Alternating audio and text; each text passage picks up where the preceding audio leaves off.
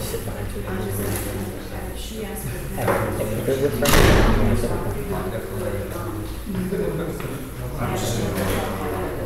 It's the same thing I do with the dots. We're trying to sell you the dots website. Hey, just on good time, real quick.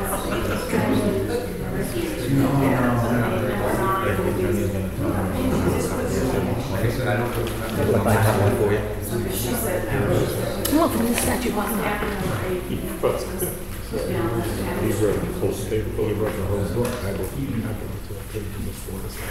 It may not be. This is just a criminal. Yeah, this is just all yeah, criminal. But he did quote that he could be arrested. How long that we could be arrested? We can do it? Yeah. Of course it is. Who did? Hello,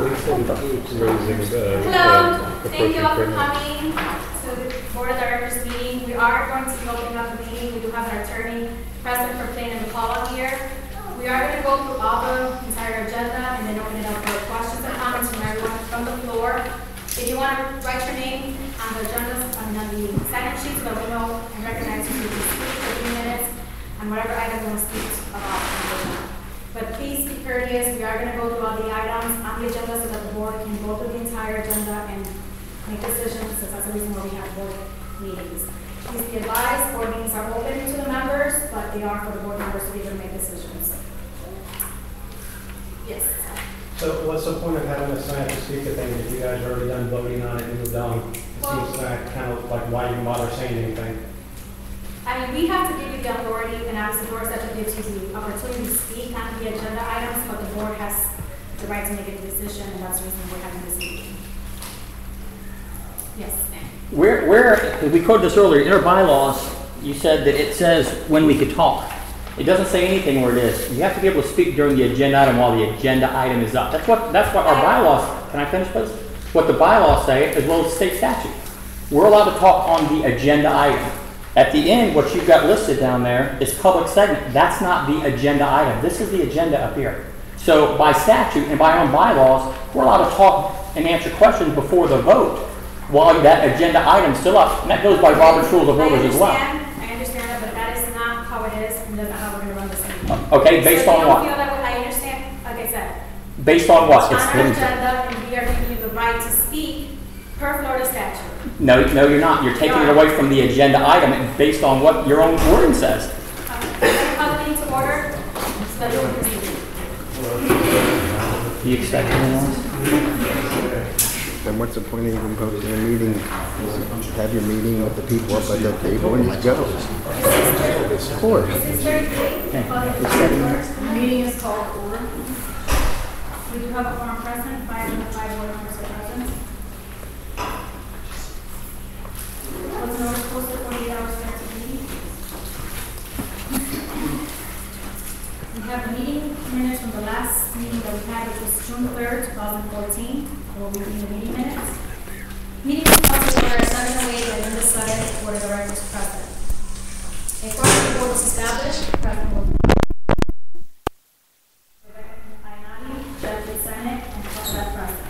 also present was Melissa Martinez from Union Management. The meeting was posted at the entrance message board and community clubhouse 48 hours in advance of the meeting. Meeting minutes were read by Mrs. President. Mr. Yatsana made a motion to approve the May 13, 2014 meeting minutes with corrections.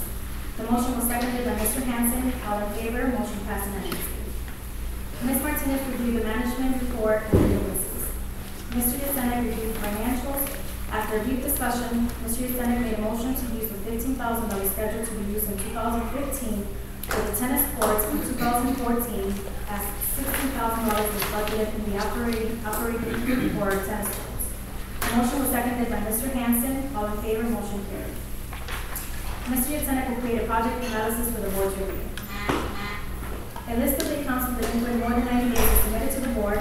Mr. Hansen made a motion to approve the suspension of the attached list. The motion was seconded by Mrs. Ainati. All in favor, motion passed. Mr. Hansen advised there is no update. These are our documents. Mr. Hanson didn't have anything to update. Landscape. Mrs. Sutter gave an update. She spoke about the dump areas being cleaned out. After discussion, Mr. Hanson made a motion to have Valley Crest present at the next board meeting. The motion was seconded by Mrs. Leonardi. All in favor, motion carried. Social Committee. Mrs. Sutter didn't have anything to update. Umbrellas for pool. After reviewing the submitted proposals, the board asked for revised proposals at the base, as the base should be more than 100 pounds. Association manager contacted the vendors. Key cards and cameras. The association manager has contacted ACT and Ramco for proposals. Key pool refurbishing. Mrs. President provided an update. Project is still in the process. Violation and adopted rule. Mrs. Anaida gave an update on policies, procedures that she is gathering to handle violations. Volunteers will be needed for the hearing committee. Mrs. Anaida advised that she had contacted the county regarding the adopted rule project and is still waiting for more information. Will need volunteers for the project. Staff members pay increase. After brief discussion, Mrs. President made a motion to increase required balance pay by $1 per hour. The motion was seconded by Mr. Senate. All in favor, motion carried. Without further questions from the homeowners, in addition to commissioner comments from the board of directors meeting adjourned at 9:49 p.m.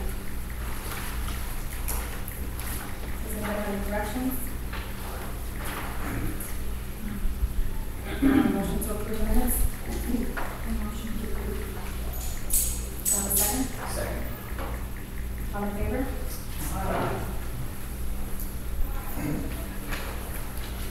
The latest financial that was sent to the board was June 2014. The board has received a copy attached with my manager's report. I will go over some high-level items. The estimated amount for the age receivables of last month was $331,423.08. 5 homes changed ownership in the month of June. There are 41 accounts that are going through mortgage foreclosure who are currently delinquent under assessments. 21 of the properties have declared bankruptcy. Of these, 9 have been discharged, which we are moving forward with collections. We were able to collect a total of $7,709.84 in the month of June in delinquent assessments. There are 52 accounts currently at the attorney for collections. We currently still have title to 4 properties in the association. Covenant enforcements are being conducted every month. And as an action is, we do have the north fountain that was repaired. And that's all I have. Is there any questions? Yes.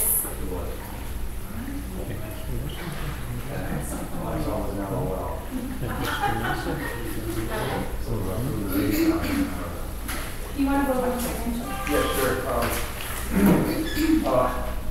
Just today, I sent an email to Nancy Baez just to kind of get the dollars and the budgeted revenue items in the right buckets. You notice that it says net rental income of $5,000 on page 1 of the income statement. We didn't budget anything for rental income because we just wanted to be very conservative in that regard. So basically, I sent her a PDF that has everything in the proper line items according to the budget that we put together.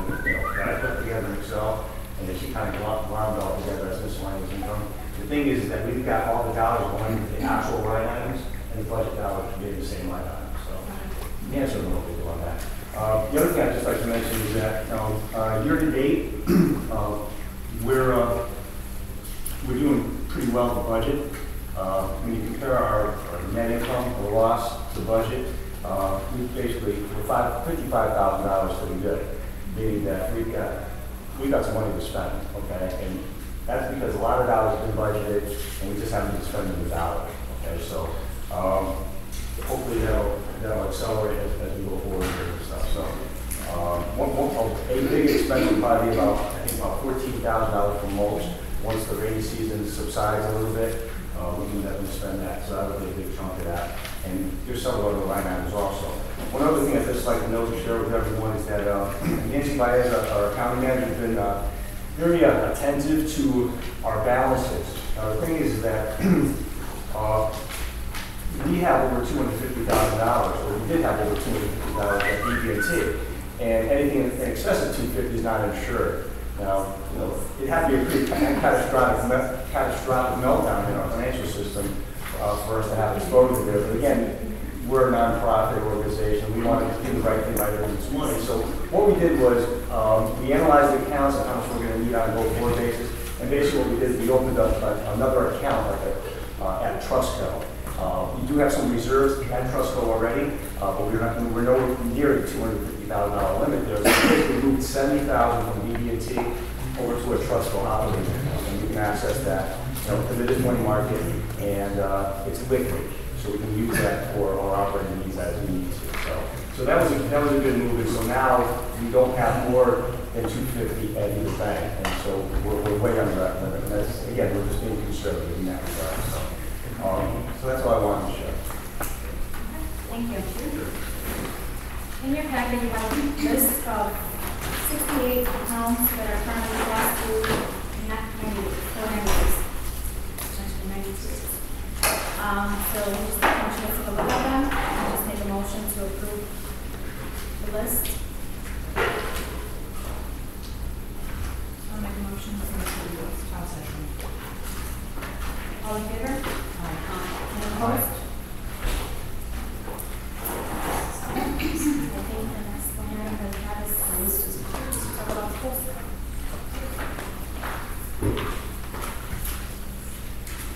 Well, what question does the board have first? It's basically, email that you sent, just kind of going over that and, Can you speak up? explaining what, recommendations and concerns that. Okay. I received an email about 2 months ago from Don about the reinstallation of the pool slide that had previously been used 2.5 years ago by a prior board because it was essentially unusable. The board removed it, and the question was, does the board need to submit this to the association to a membership vote? And the answer is emphatically no. There's no requirement in the association's declaration, articles or bylaws, and there's nothing in statute. In fact, I would have been surprised if you had something in any of your governing documents. Generally, those sort of things, to get rid of real property, to demolish the clubhouse, those would be things that you would see going in front of the membership, but not something like this. This is operational. This is an enhancement to the amenity. This is the kind of thing that it's an air conditioner. Can you speak up so we can hear you, please? Yeah, I'm sorry, I can't hear you Okay. at all. About 2 months ago, I received an email from Don Hansen asking for clarification and opinion on whether the board needed to submit to an association membership vote the reinstallation or a ratification of a prior board's removal of a water slide for the pool. I did the research. There is nothing in the declaration, the bylaws, the articles, nor anything in statute that would require a membership vote. This is simply an enhancement to the association's property. It's nothing. It would be equivalent to, though much more expensive in the analysis, to a refrigerator or furniture here in the clubhouse. There's nothing about it that suggests that it needs to go to an association membership vote. This is strictly a business decision on the part of the board to make, and that's it. There's nothing there that requires us. Our statutes further only require a vote by the membership for an expenditure when that expenditure is for litigation, where the amounts in controversy is the technical term. The amounts in controversy might exceed $100,000. This is a board decision in the story. There's nothing more. No, I think that previously we were under the impression that the pool slide was considered an amenity that, it was originally here, it was originally installed, and that the removal of it, it had to be restored at some point in time down the road.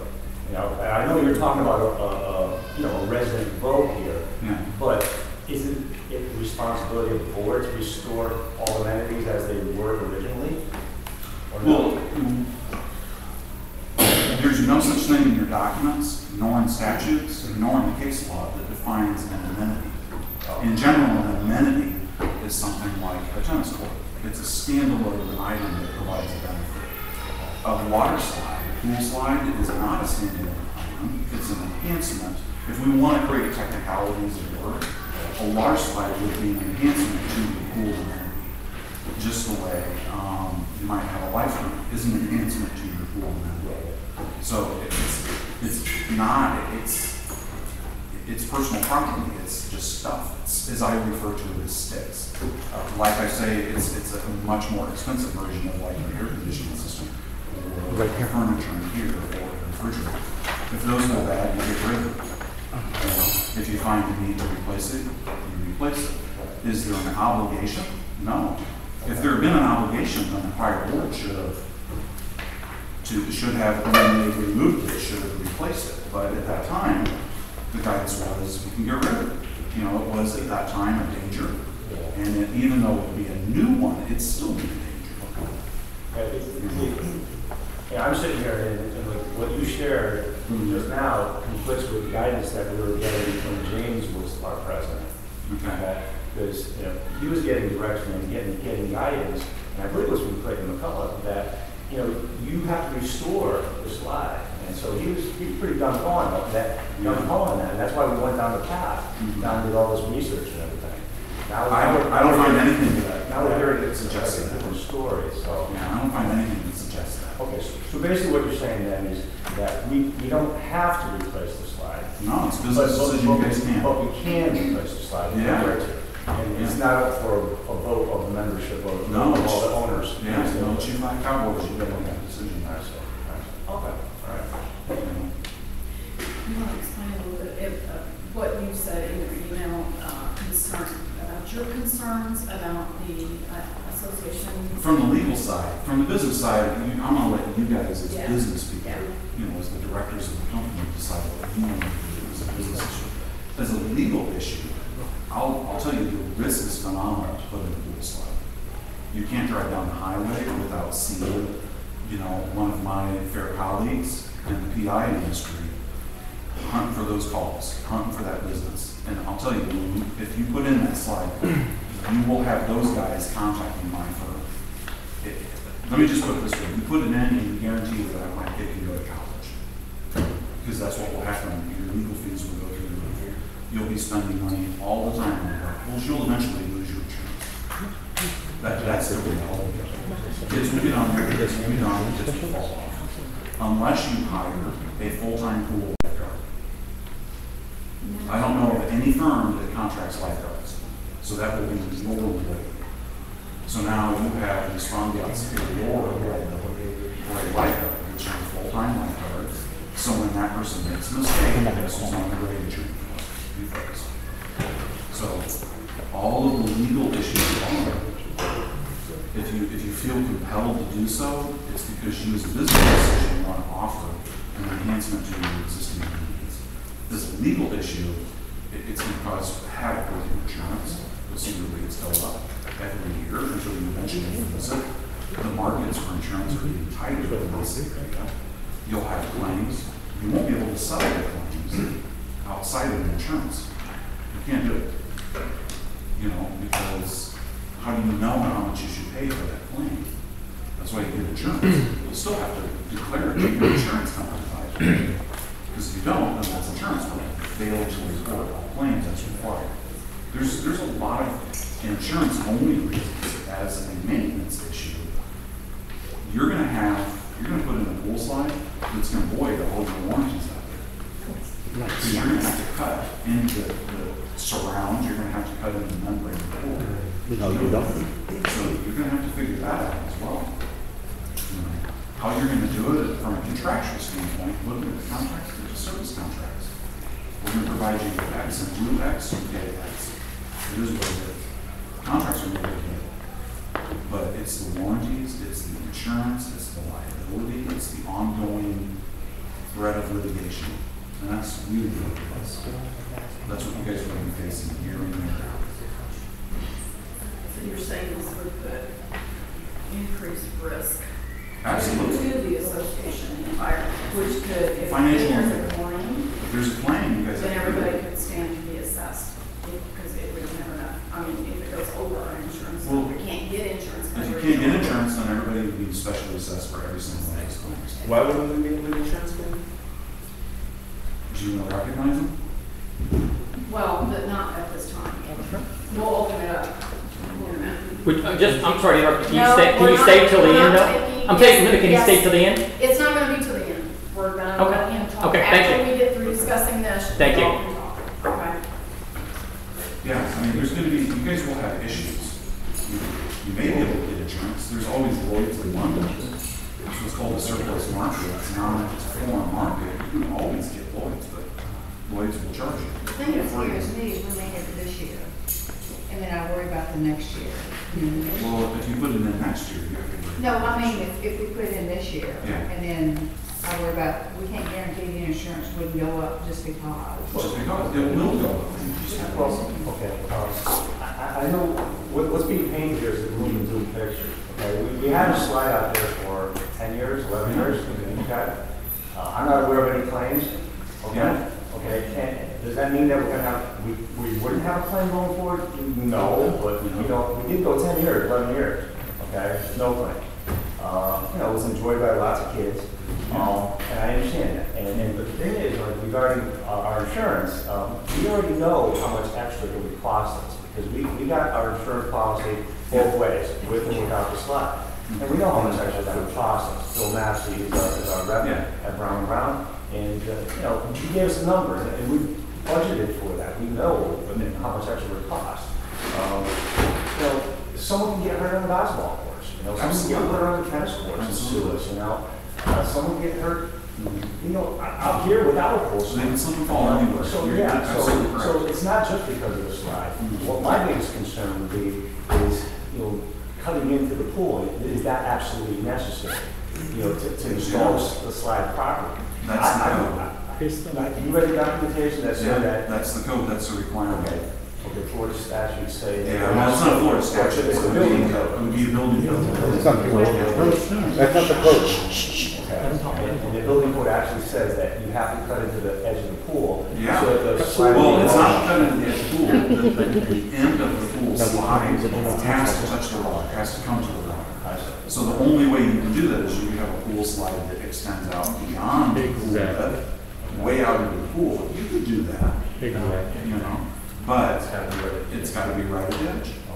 So there's no other construction alternatives, you know, to get around it without cutting into the edge of the pool? The pool manufacturer thinks so. The slide manufacturer. I'm still waiting on the pool manufacturer to send us that information, but he says it has to be. I can give you the diagram right now. They already sent it to me 3 months ago. They've already responded to that. I have it Yeah, on I there. would say those are facts that I'm not involved in. That's a business. I'm just telling you what's so, and yeah, I have, my job is to protect you guys from risk. So I preach to you. Yeah, no, I know. That's my word. And I'm risk averse myself, you know, Yeah. I don't like to stick my neck out unnecessarily, so. The thing is that, I look at our history up to this point, and, you know, we didn't have. We did have libel suits, you know, Yeah. and things. I will say this, in the past 5 years, It's right there. what you know from 5 years ago is not true now. Is not true, because I left a job working for a company that does frequency real estate investment trusts. One of which is a fund REIT that owns theme parks, water parks, hotels that have these kind of issues. And the claims history changed starting in 2009. They got much more aggressive by PI. So there is a difference in the world, in just the legal world and the insurance world in this matter. That it is more aggressive, it is more dog eat dog. Is there any guarantee you guys even have claims? No, I can't make that claim. No, I haven't made that guarantee. Is there any guarantee that you won't have claims? No, I'm just telling you if you do. Because if we have the money. Yeah, it's like you do, and now your underwriter's thinking differently. It's like you have an injury, your underwriter's thinking differently. So you see an $8,000 increase this year for your renewal. What's it going to be the next year? If you have a claim, you start having injuries. That's what I'm trying to protect you from. You can always get lawyers. No one wants lawyers. Okay. Is there anything else? You had also made the fact that even though it's not a claim against the slide, if it's some other claim, that will still affect your insurance. Yeah, just having that slide will, if you start having kids breaking ankles in the basketball court, or if they're playing knee and breaking elbows, people are trying to jump over the net in the tennis court and hurt themselves, stuff like that. Every every little element, every little facet of your underwriting changes the underwriting picture. Yeah. And those lost numbers don't go away. They never, as far as I know, they never. They linger. They linger. That smell, get out of your window. Yeah, I know. Okay. All right, thanks for sharing. No problem. What about, I mean, of course, it's increased safety risk, but did you read in there where, it said they recommend that the pool depth be at least 4 feet? That's. You guys have depth issues, but also one of the things I noticed is that pool slide, you can't be like a legal top.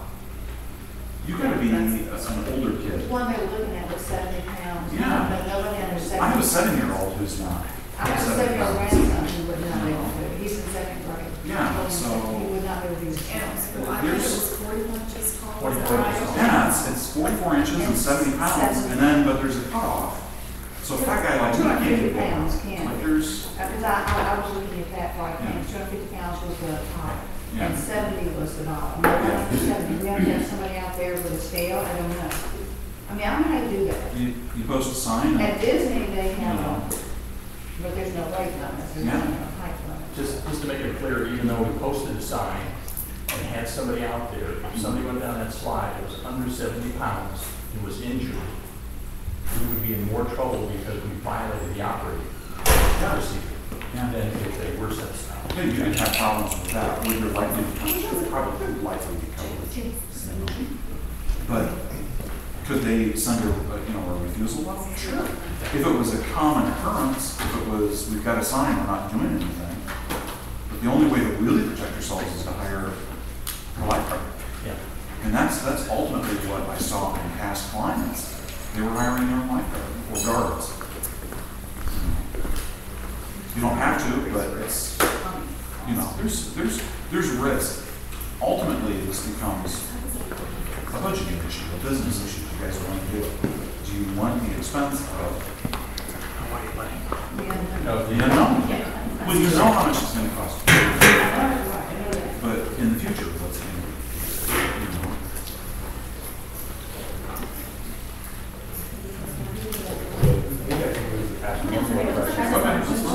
That's two more. So suppose we like switch gears here, and we decided, we thought, maybe we want to explore splash pads. I mean, how would you feel about that? I mean, would we have any comments, like, is that all that risky? Well, explain what splash pad Okay, is. splash pad, we kind of went down that path a little bit, Don did some research and Yeah. stuff. You get some water shooting out of So it's just coming the up in an area that's got a softer surface, rubberized surface. So they can't climb. They can't climb, no no jump jump off. boxes, no life. The danger of a pool slide is two kids going down at the same time. A kid going down is a kid at your end. Or a kid going up and deciding I want to play movie bars on a thing, fall on practice. There's 1,000 reasons on a splash pad. It's a wet area and a higher traction surface because it's not just a stiff rubber, it's a rubberized surface. And so if they fall over, there's a possibility of them getting hurt, but it's reduced because there's still increased risk. Absolutely. Anytime you're mixing water with where people are walking, that's why Walmart has people waiting in the back to go lock in places. Is there danger? Yeah, is there risk? Yeah. Is there going to be an increase in your insurance? Yeah, but it's not going to be the same as a full slide. There's a different lethality of the object. And it's the same, with water gets on the concrete out here that gets wet. It's the same over there. That's not. But it's a rubberized surface It's a designed rubberized for that surface. purpose. It is, right, so that would, yeah.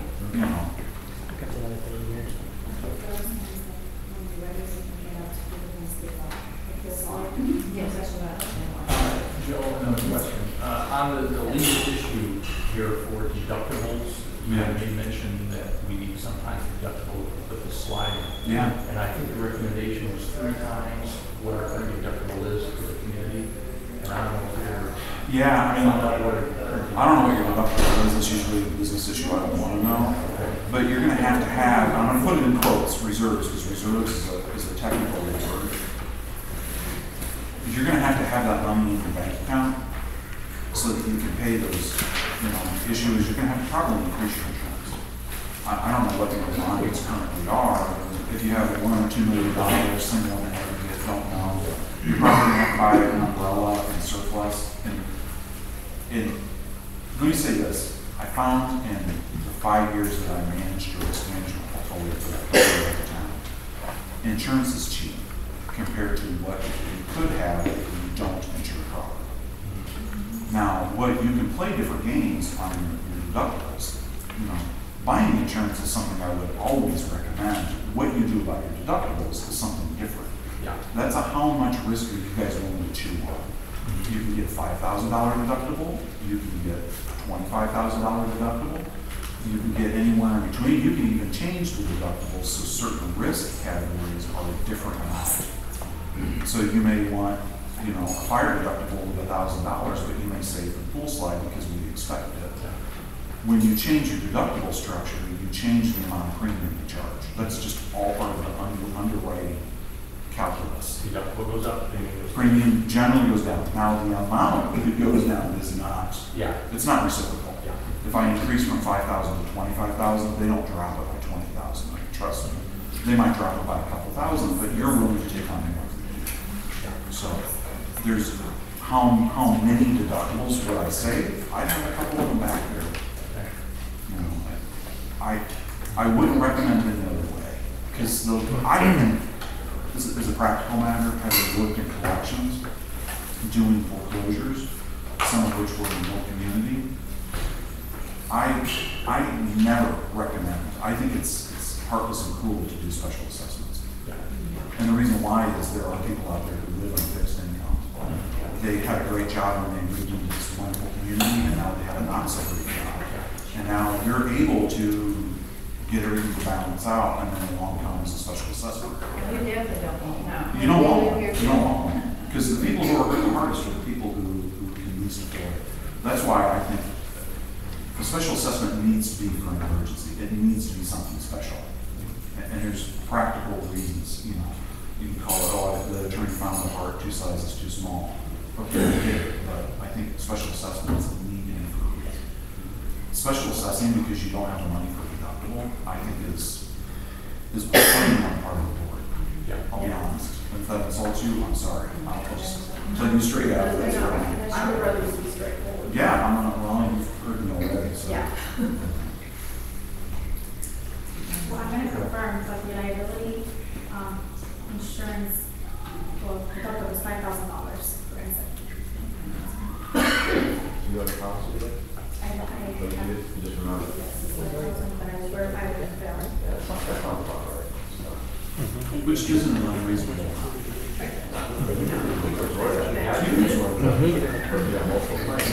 Yeah.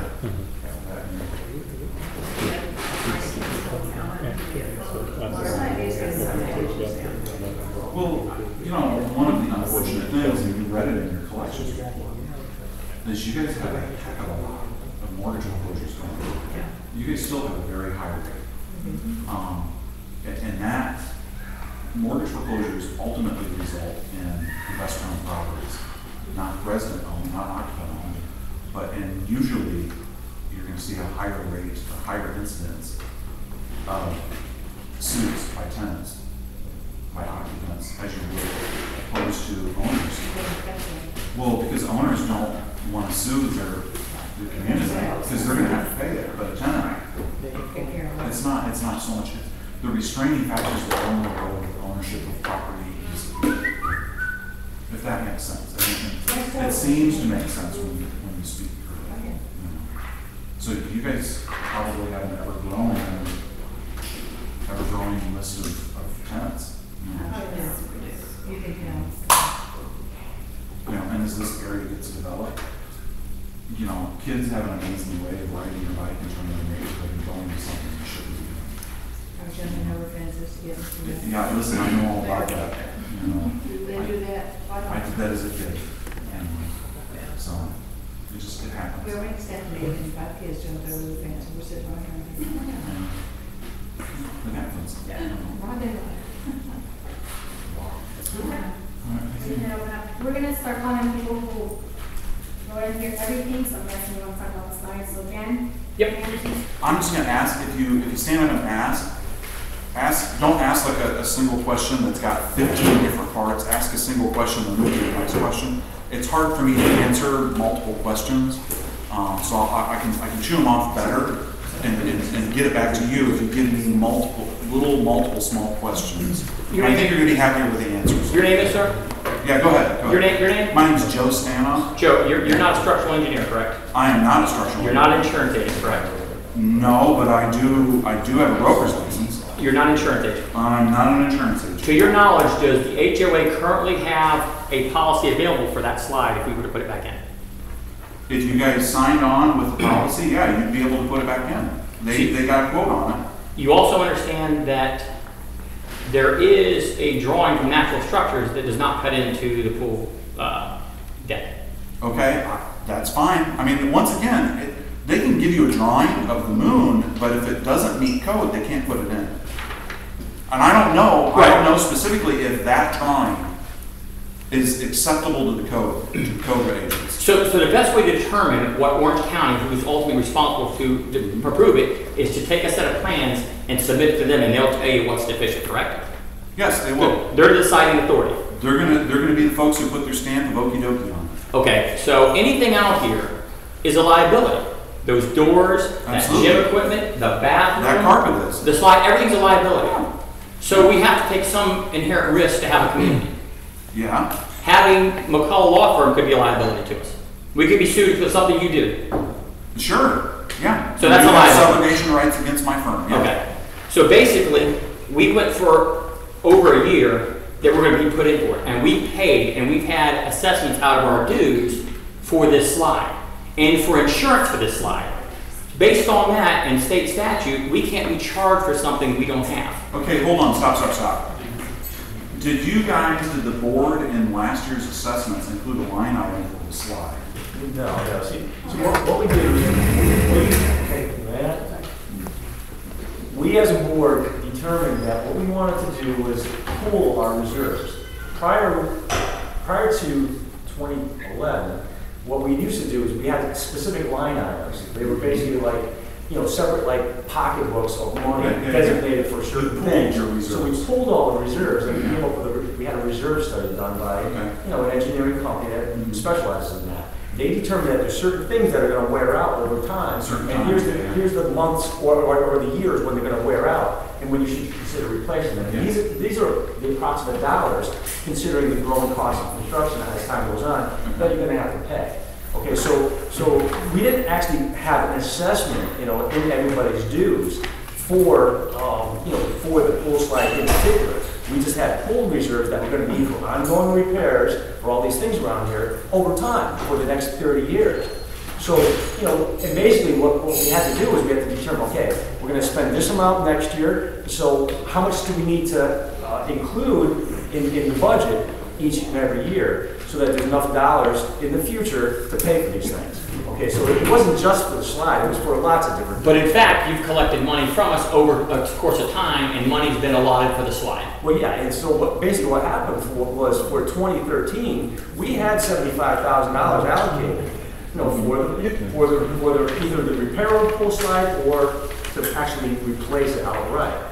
And that money wasn't spent, so that money just carried over to this year. Okay, and so, that money hasn't been spent yet for the pool slide. But we can, as a board, decide that we want to take those dollars that we would have spent for the pool slide and maybe do a splash pad instead, or spend it for something else that's, we decide is more important. Another question, Joe, you reviewed our documents, correct? Yeah. And you gave Don Hanson an opinion about the slide, correct? In an email. I gave him an opinion that I thought it was dangerous. I mean, I'm trying to remember the date of that email, but yeah. July 13th. But you also mentioned in your email that if the board decides not to put it in, that they should have the appropriate vote of the community. That's in your email. We have it right here. Well, it's on complete study, it's the board that makes that decision. That's not what you said in your email. You said they should have the appropriate vote, and it says, associate vote selection is something Brian is very good at, so I do make that if the board ultimately decides to stand by the move, that you contact Brian and assist with the voting process.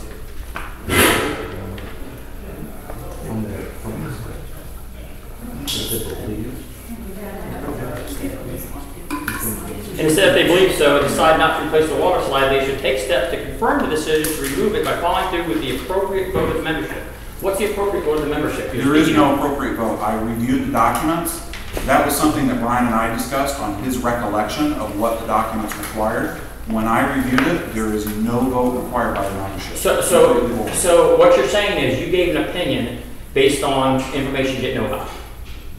Somebody's recollection.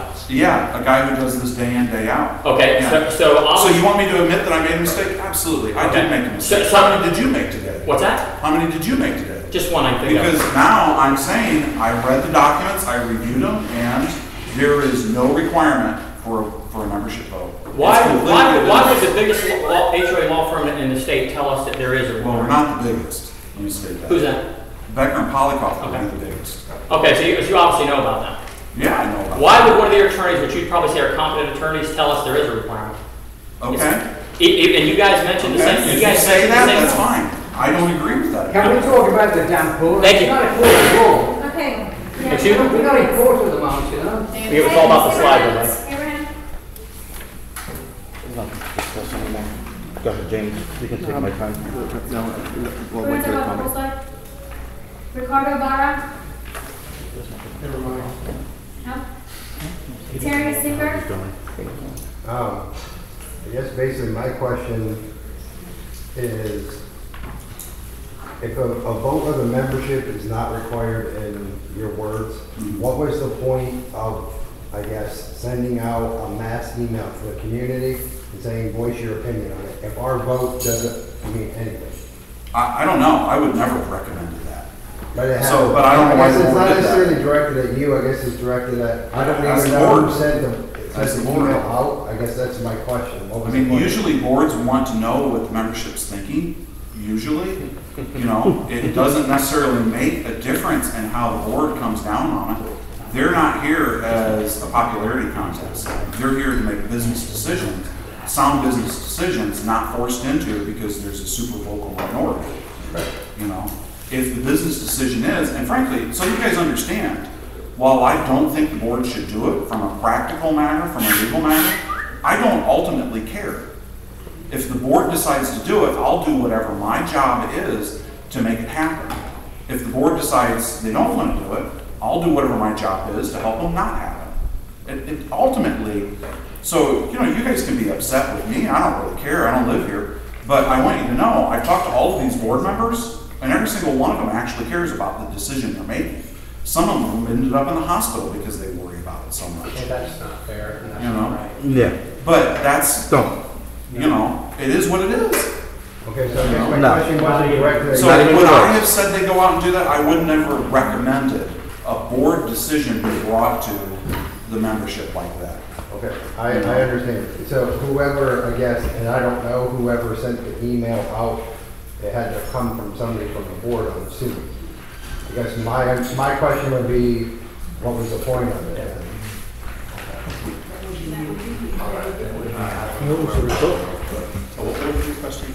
Basically, what, if, according to what he said, there doesn't need to be a required vote of the homeowners, what was the point of sending out an email asking our opinion on what we want? Well, that's new information that we had after we actually did that. Now, I say we, I was the one that did that, my wife and I, myself. We put that out. What we were interested in is take the temperature of the community and get their input on how they felt about this pool slide. Okay. That's the only reason that we did it. We collected the information and basically we came up with several things that people didn't like. One was the liability issue, one was the safety issue, one was cost, and there was a few others. How many responses did you get? Of an injury out there, and we were just trying to see what the community wanted and give them a chance to have some input. Okay, so those were the concerns, but how many were in favor of doing it versus opposed? I did not count those, and somebody else must have them. Did anybody ask for that? Did anybody ask for They had to go to somebody. According to what I remember, it was, I would say it was 50-50, plus or minus. Yes, I think that's what people said. How many people got the email? Because I did. Now, that can be proven because that's on the site. So that That's can just be proven. opinions, that's just And concern. these are just people that, and maybe those that didn't want the slide were the ones that responded more than the ones that did. So it's meaningless to me. It's meaningless information. Well, that's why I'm asking what was the point then, because.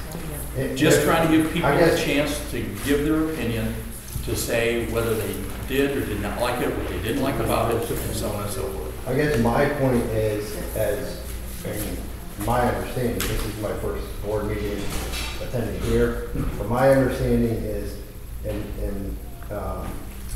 the wording was that they're supposed to make a business decision. I understand that, but at the same time, I would assume, and I could be wrong, but I would assume that each person that's sitting up there wants what's best for the community at the same time.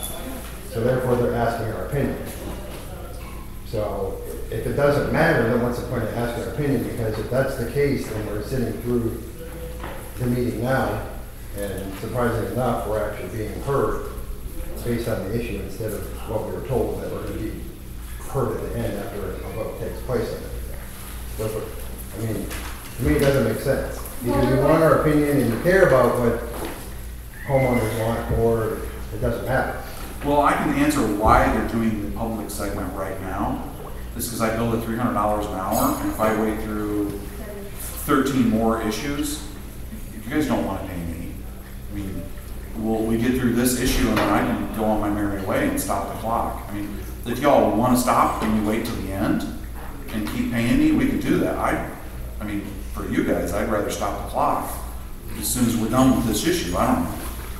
Does that make sense? Like, Absolutely. That's why I know they're deviating from the public segment portion of the way their agenda is written up. Is that? Right, because we have a first slide, we have an attorney present who can answer the questions regarding the first slide.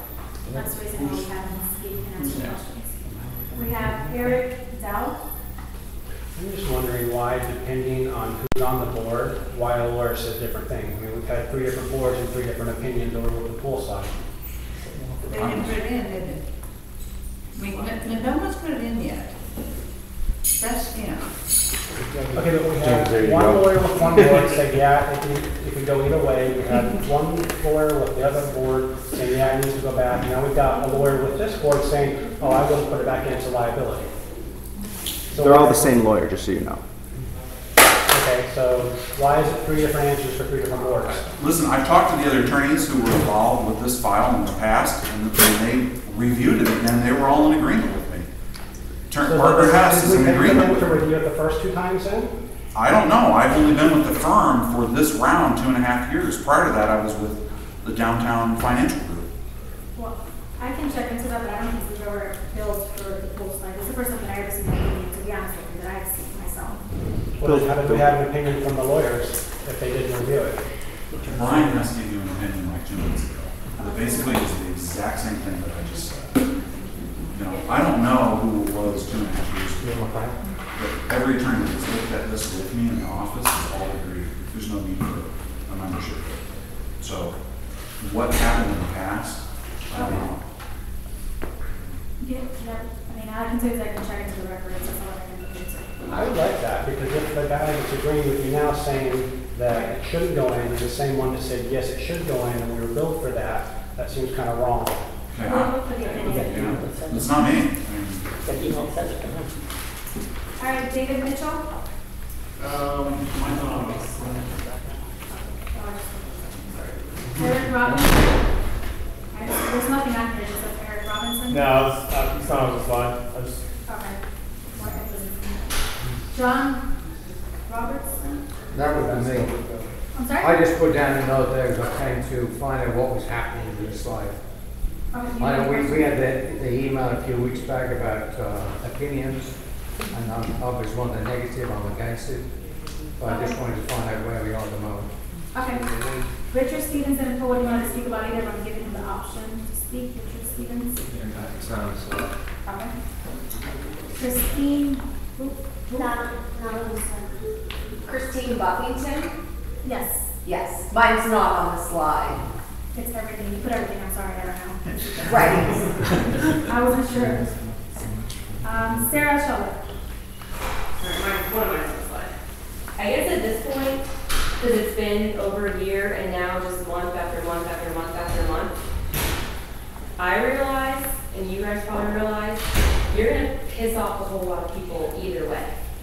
So where I'm at right now is I would just love to know a timeline or something when you're just gonna make the decision.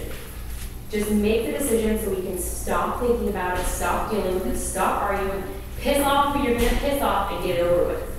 Because this going on month after month after month is just ridiculous, and I don't have the energy for it. So do you guys have a timeline, like are you gonna vote tonight, or are you gonna vote next month? So tonight it's gonna be done. We don't have to hear about this anymore. We can't. Because no matter what, if you make me happy and put up the slide, you're gonna piss off half this room. The board's gonna Okay, vote. whatever. But It's when probably we not get it gonna be over done with, though. that's, okay, good, we're gonna do it. James?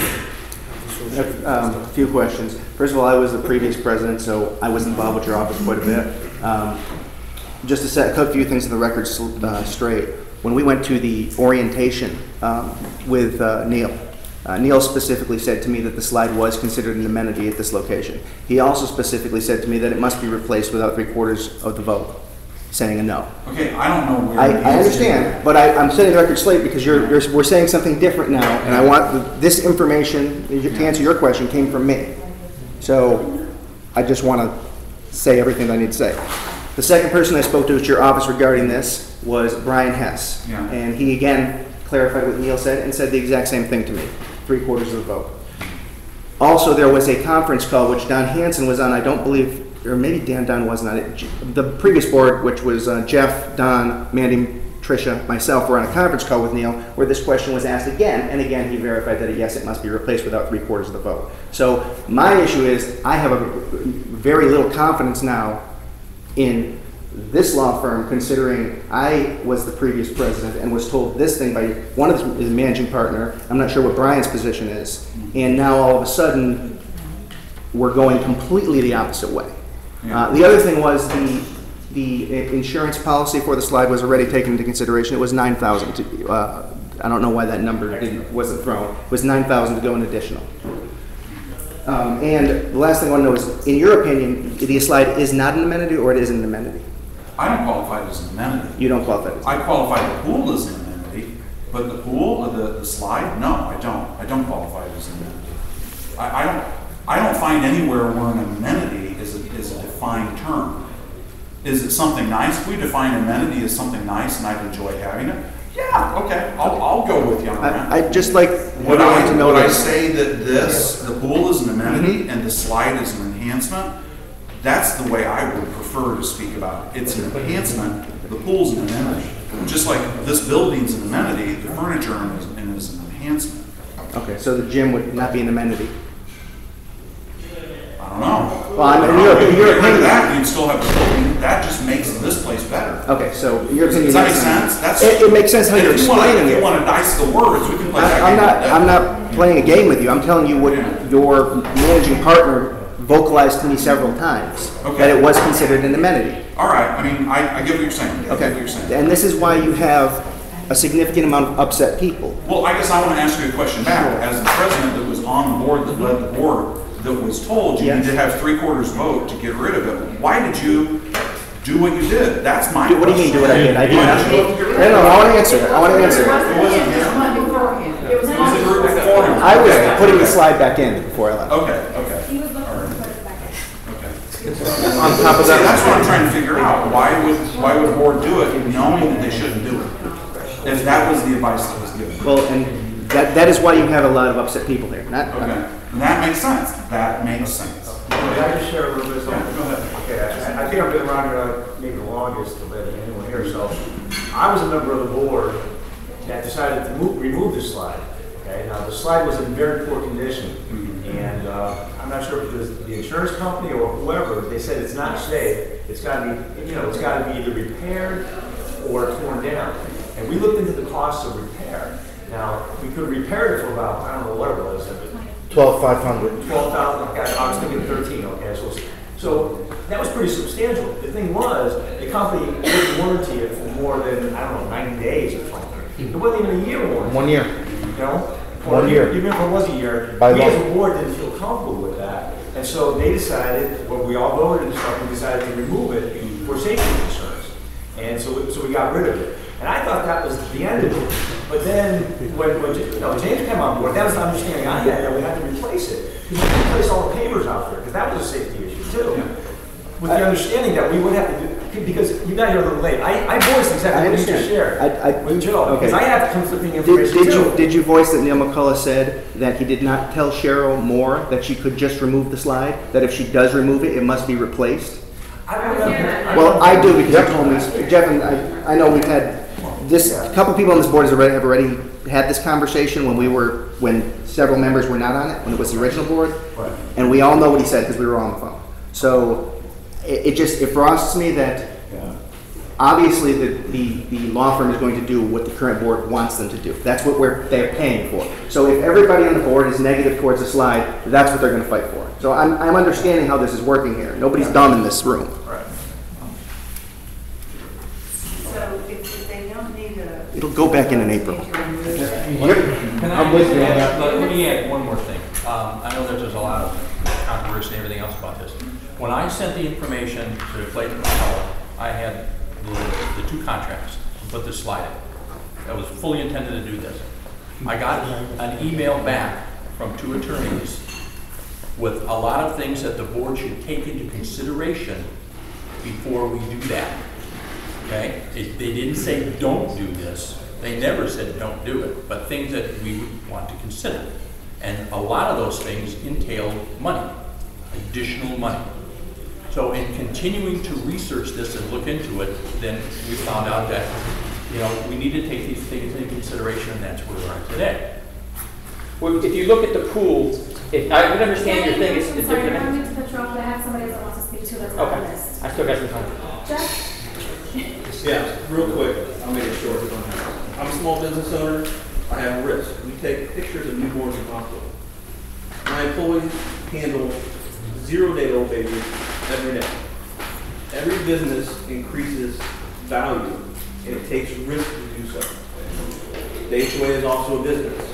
It's not just about the lowest risk management. It's about what gives your customers something they want while having some type of negotiated risk management.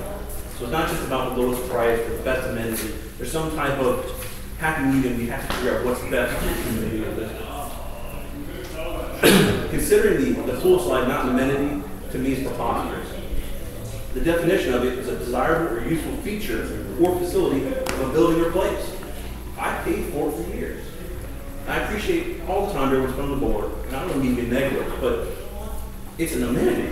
You enjoy it. Just because as adults you don't enjoy it, don't mean that my child should not. It's an amenity as much as the gym, as much as the treadmill in the gym, as much as that mushroom that no one ever uses. It's an amenity.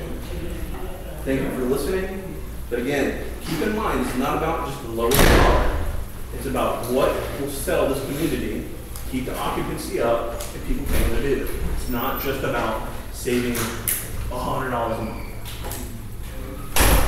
That's all I got. Oh, last thing. I appreciate you turning coming today. The one thing I don't appreciate is you telling everyone here that you don't think they should do it, yet you kept saying after that, no, it's your decision. It's a business decision. You shouldn't advise them not to do it. You should give them the facts. They make the decision. Your opinion is appreciated, but you shouldn't direct them to a yes or no. I'm not telling them how to vote. You said earlier. They've asked me to be honest with them, to give them commitment. I would hope when you hire an attorney, you ask your attorney, what do you think? And that's what I'm telling them. You don't think the business should do it, right? Do I think they should? If I was on this board, and I was on an HOA board for years, the question was, in my community was, how high do we make the fence around the pool?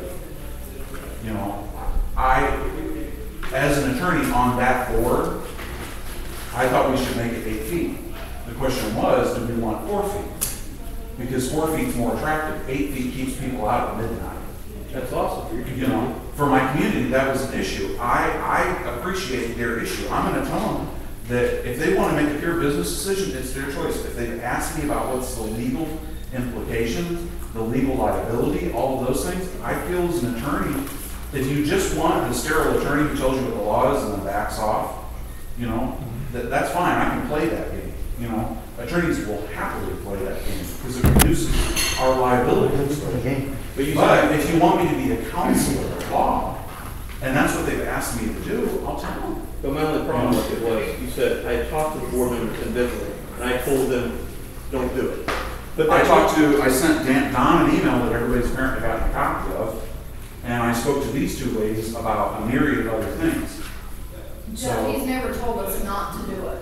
No, I told them tonight not to do it, but, That's you the know, first time. if the association really wants it, there's plenty of business reason to do that. What you said is a small business owner is probably the most cogent, non-legal advice we've got. And I thank you for it. if I misheard, No, I mean, and I could very well have said that and mistaken you.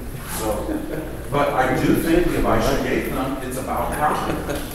It's about safety, it's about maintaining the community, it's about preservation. It's also about being smart business people. it's what attracted us here. We drove all the way, pool slide. Hey, this place looks great. Listen, if I wasn't fat, I'd love to get on the pool slide. You know?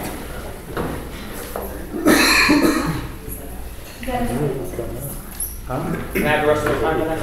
I think you had over 3 minutes. I still got a minute 12 left. I timed the 3 minutes and I'm allowed to talk. Danny, I'm up to 3 minutes. All right. My one I skipped my question. time. Can I ask you a question? you can ask your 3 minutes. I'll ask one to you. Who did not send you the layout for the pool slide where it's supposed to touch the water? You said you're waiting for it from Natural Structures. No, not natural structures. What is the company the one who built the actual pool? Weller's supposed to- Weller isn't going to build that piece though. It's Natural Structures because I got it from March 13th. He's the one that's saying that they would have to cut it to the beam. Okay. Because I spoke to him, I'm just letting you know. lucrative for him to do it. Yeah, of course, because he's going to charge $9,000 in order to cut into the beam. Now, you said by code, they have to cut into the beam. Can you provide me that code? No, that's what I've been told based on the documents that we got from Natural Resources. From the people that want to cut the beam. From the people who want to get paid $9,000 in order to cut the beam. I don't know who, the contractor said that per code, it's required. For the. Per From code, the people that want to cut the beam. Yeah. It's a really bad idea to Has to cut touch the the beam. water. That's a structural finding. Let me say this, Natural Structures agrees that you have to cut into the beam to have that hit the water. They did not. They said. That's not what Jason sent me. I have it right here. Natural Structure said they don't have to cut into. Here you go. I'll show you. They said. And I believe that you have the same copy. This is from Natural Structures from Jason. It was the part that they made to address the code issue. Oh, this one? Yeah. Yep. So they're not cutting into the beam, right? That's a 4-inch lip. Okay, but it's not cutting into the beam. Got 5.5, you're gonna have to cut into the beam 1.5 inches. No, they just have to make it. No, they just have to make it longer. I spoke to They Jason. won't do that. All right. Jason said he would. They won't do that. The reason why, let me make one more thing about that. They stopped making that lip for the various reason that lip fails. And I had them pull that design out and see if that would fit. There's a 5.5 inch drop on that pool, that lip is 4 inches. They won't make it any longer than 4 inches. The only resource that you got is to start cutting into that beam, even if you use that end. And you're still gonna have to get a waiver to use that end. What about the other design that Danny and I showed you that they have over in Oviedo? That you can just go ahead That's and a put good it. point. I saw that. Did you guys go over and look at that? Yeah. That was built in 2004, and they had to remove a section of the beam when they built the pool to insert that end in there, and that beam is cracked behind it. But they didn't cut the beam. They cut the beam. They removed a section of that beam to put that. Parks director says no. Yeah, I spoke to Seems the like we've got the Called wrong natural supplier. structures. They put in that beam, that beam is cracked. I've got pictures of it. I just want to answer that. Those crackers that comes tree on top, not the beam. Don, Natural Structures didn't put in that slide. No, they did not. It came out of Minnesota. To add to. Okay, Natural Structures did not install that slide. That is a fiberglass slide, 2 different animals. It was That's what put in you with- just said. You said Natural Structures, but then it's cracked. My question is, there's plenty of slides, Coco K, Quaska, everybody, that have the same issue, and they cut into no beams. I talked to Orange County Code, there is no requirement to cut into the beams. None. Zero. Orange County Code does the same thing. We're going to go ahead with the agenda, and everybody's going to still come on the slide, and I put my name on it, Vanessa. I'm sorry, I put my name on that list. I didn't get called. It's not on this list. Well, mine. You had 2, you changed it. Oh, did you switch? Oh, I'm sorry. Mine is on this one, maybe. oh, here, here's the paper. Okay, go ahead, Ron. Sorry. I just had You're on another page. I just had a couple of quick questions. It doesn't even involve the attorney. Maybe Jeff can answer my question for me. Well, right now, it's about the pool slide. Okay, I'll ask the attorney and then Jeff can answer. The money that was allotted in the reserves for the pool slide, if it's not used on the pool slide, is it going to be refunded to the residents? Or, and also, second part of that question is, and the insurance that was paid or allotted for the pool slide that's been collected, is that going to be refunded or is it used somewhere else? Sir? Okay, just to clarify here, so far as the insurance goes, we've not paid anything for the cost of a pool slide. You know, it would be $9,000 extra for the premium year if we did have a pool slide, but we don't have it, so we didn't pay it, obviously. Now, so far as the dollars go, the $75,000 that was for the pool slide that was not spent last year, it's still in our pooled reserves, and that can be used for other things around the neighborhood, whatever they might be. If we go down the path of exploring a splash pad, you know, that money can be used for that purpose, okay? So it's pooled reserves, it's not going to be refunded to anybody, but it's going to be used for the benefit of the neighborhood. It will be, you know? And those dollars are accumulating and stuff, and, you know, we haven't really gotten a whole lot of stuff done this year, up to this point, other than the irrigation, which is very important. So. That's another answer.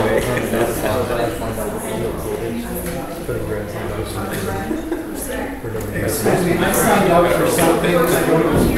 Hey, we have another fellow back there. I don't know what I signed up for. And it's on the sheet. I just have a question. What's your name? Ed Buffington. Is it for the attorney? Yes, do we have signage around the pool that this is a swim at your own risk because there's no lifeguard on duty and it's not a lifeguard? Yeah, I would assume so. I would. We got a sign that says it's my own risk, being the same coverage. Just to clarify that, if you notice on the gate, if you read all the items, you know, it says no lifeguard and. Okay. There's another sign over here. There's another sign outside the men's room too. So, you know, so it's clearly indicated. So you can put a sign that says, you know, beware of alligators. You know, but still, people can still get hurt by the alligators. You can put a sign that says swim at your own risk. Use the pool slide at your own risk. It doesn't. That sign really does not decrease your exposure to potential suits at all. It's a nicety that people. It's better to have it than to not have it, but it doesn't really decrease your exposure at all. You know, my recommendation that if they're going to go down this road of considering a lifeguard, they don't have to do it unless their insurance companies say, you know, we're not going to do it unless you have a lifeguard. There may be extraneous external factors that push you to make business decisions and that's the thing. They're able to get coverage this year. I don't know about next. If you guys put it in, you might not be able to. Chances are you will. There's always insurance companies who want to make money. That's their game. But I don't know what the exposure to you guys is. I mean, I can't answer those questions. As he pointed out, I'm not an insurance broker. You know, I have a license. I'm not an insurance broker. You know, I used to run a risk management portfolio, did legal work for it. I understand those issues, but I don't know what the markets are doing right now. I eat lunch with insurance brokers, and they tell me it's still heartening. There's still the Morgan & Morgans and the Newlands and the Jake Goodmans out there making money hands over fist. You know, is it a risk? Yeah, but if there's business reasons to put it in, and he's given the best one so far, you know, then do it. How many incidents have we had as an association over incidents of pool? There's no drownings, nobody slid. There's been no drownings. I think I can't remember his name, and James said there's never been a claim. You know, my job is to look at the clouds on the horizon and tell you it's going to rain. Would a lifeguard negate any liability? It helped reduce it, but it creates its own liability. No. I mean, you're switching one for another. Vote's been taken. I'm not on it, just. It's already been voted on. It wasn't. We need to move on. We moved on to the pool slide. Mr. Martinez, I have a question for the attorney on the item that I wanted to speak on. Is that all right? That's not on the agenda. but it is an agenda item. Well, you passed out these rules and regulations for meeting participation, so I assume it's on the agenda. That's what mine was. It's not on the agenda. I don't know if that has to do with the Well, here's my question, you can tell me the answer. I just want to get his legal opinion on whether the public comment section should be after votes are taken on items. That's all I want to know. The way their rules and regulations are set up for community comment, for controlling that, seem completely fine to me based on the statutes and your association's bylaws. Given your association's vocal minority, I think it's a necessary evil. If it was a less contentious association, it normally would be, you know, we're going to talk about this comment and then vote. That's the way it would normally be. But given the nature of the association, you know, we've spent 45 minutes just talking to me. I'm just asking you. Do I think that there are rules regarding conversation, you know, input by association members? After a vote has been taken. I think it's completely legal. I think it's completely legal. You know. Tell us where it says it on this piece of paper. That it'll be at the end. So basically, it says based on whatever they decide. It has to be written and in the wording, not just we're going to make up our mind. I think that if that paper there isn't down in the comment Let me hand it to you. It doesn't say anywhere that it'll be at the end. It says nowhere that it'll be at the end. Item 3 says. So since he's leaving, you won't be able to answer a question about this letter that we received. I don't know what the letter is. What is it? This is a letter talking to the three of us. Okay. About disrupting meetings. All right. About you advising the board, when I say you, I mean your office. Firm, yeah. Firm, advising the board not to allow us to come into meetings. I just want answers as We're to going to continue to go with the meeting, I don't want you guys to miss anything. why, because she said something? You guys No, because wanted we're to have going that to conversation outside? So nobody will be able to answer the question about this letter, how they got paid for this? I wouldn't mind continuing the conversation. You guys want to meet with him outside? I'm good with that. I'm good with that. I'm good with it. Yeah. I'm good outside, talk about this? Sure.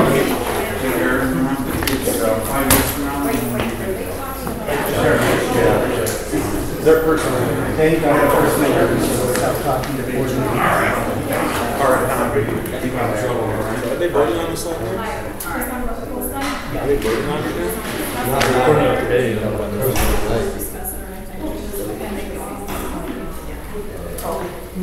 I know what James was talking about. I mean, I totally feel that, you know, I got one bunch of information at one point in time, and now I got a whole. Basically, he's painting gloom and doom, you know, about the slide and stuff. You know, and I'm risk averse too, but yeah. But you know, the thing is, I think we should just vote on it and stuff. You know. Do you guys really think it's smart to vote without even turning in the permits? I mean, unless you turn in the permits, how can you really make a decision? I forgot to ask that earlier. I mean, really, how can you make a decision with all this? We're not taking any questions right now, Sarah. Well, you just heard it. I know what you mean. Yeah, I do too, I know. In regard to that, you don't have to do permits before you make a decision whether you're gonna put it in or not. We already know that it's, Not have to, but then you know what's really legit. We're just You can make a business decision. And then it's just made. and that's what we're doing here, so. If you wanted to spend $1,500 to $2,500 to go ahead and get all that stuff done, that'd be a poor decision. I would. No, I wouldn't hear because we already know. Can you guys talk a little louder? You don't know, but you haven't asked them what you do. Because of the codes that are. I've been down to Orange County twice. All right. Talking about that. Who is about to install the post light? Does anybody make a motion to install the pole sign? Does anybody second that? Motion doesn't pass. Bullshit. Who makes a motion not to install the slide? I'll make a motion to not install the slide at this time. Who seconds that?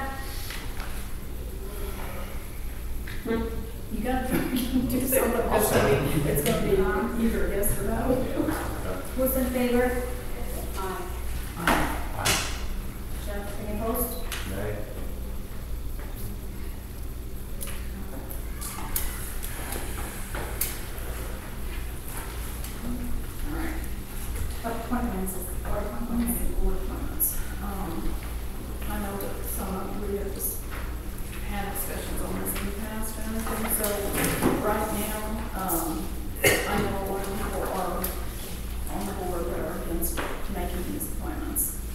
So I made a motion that we just keep the board at 5.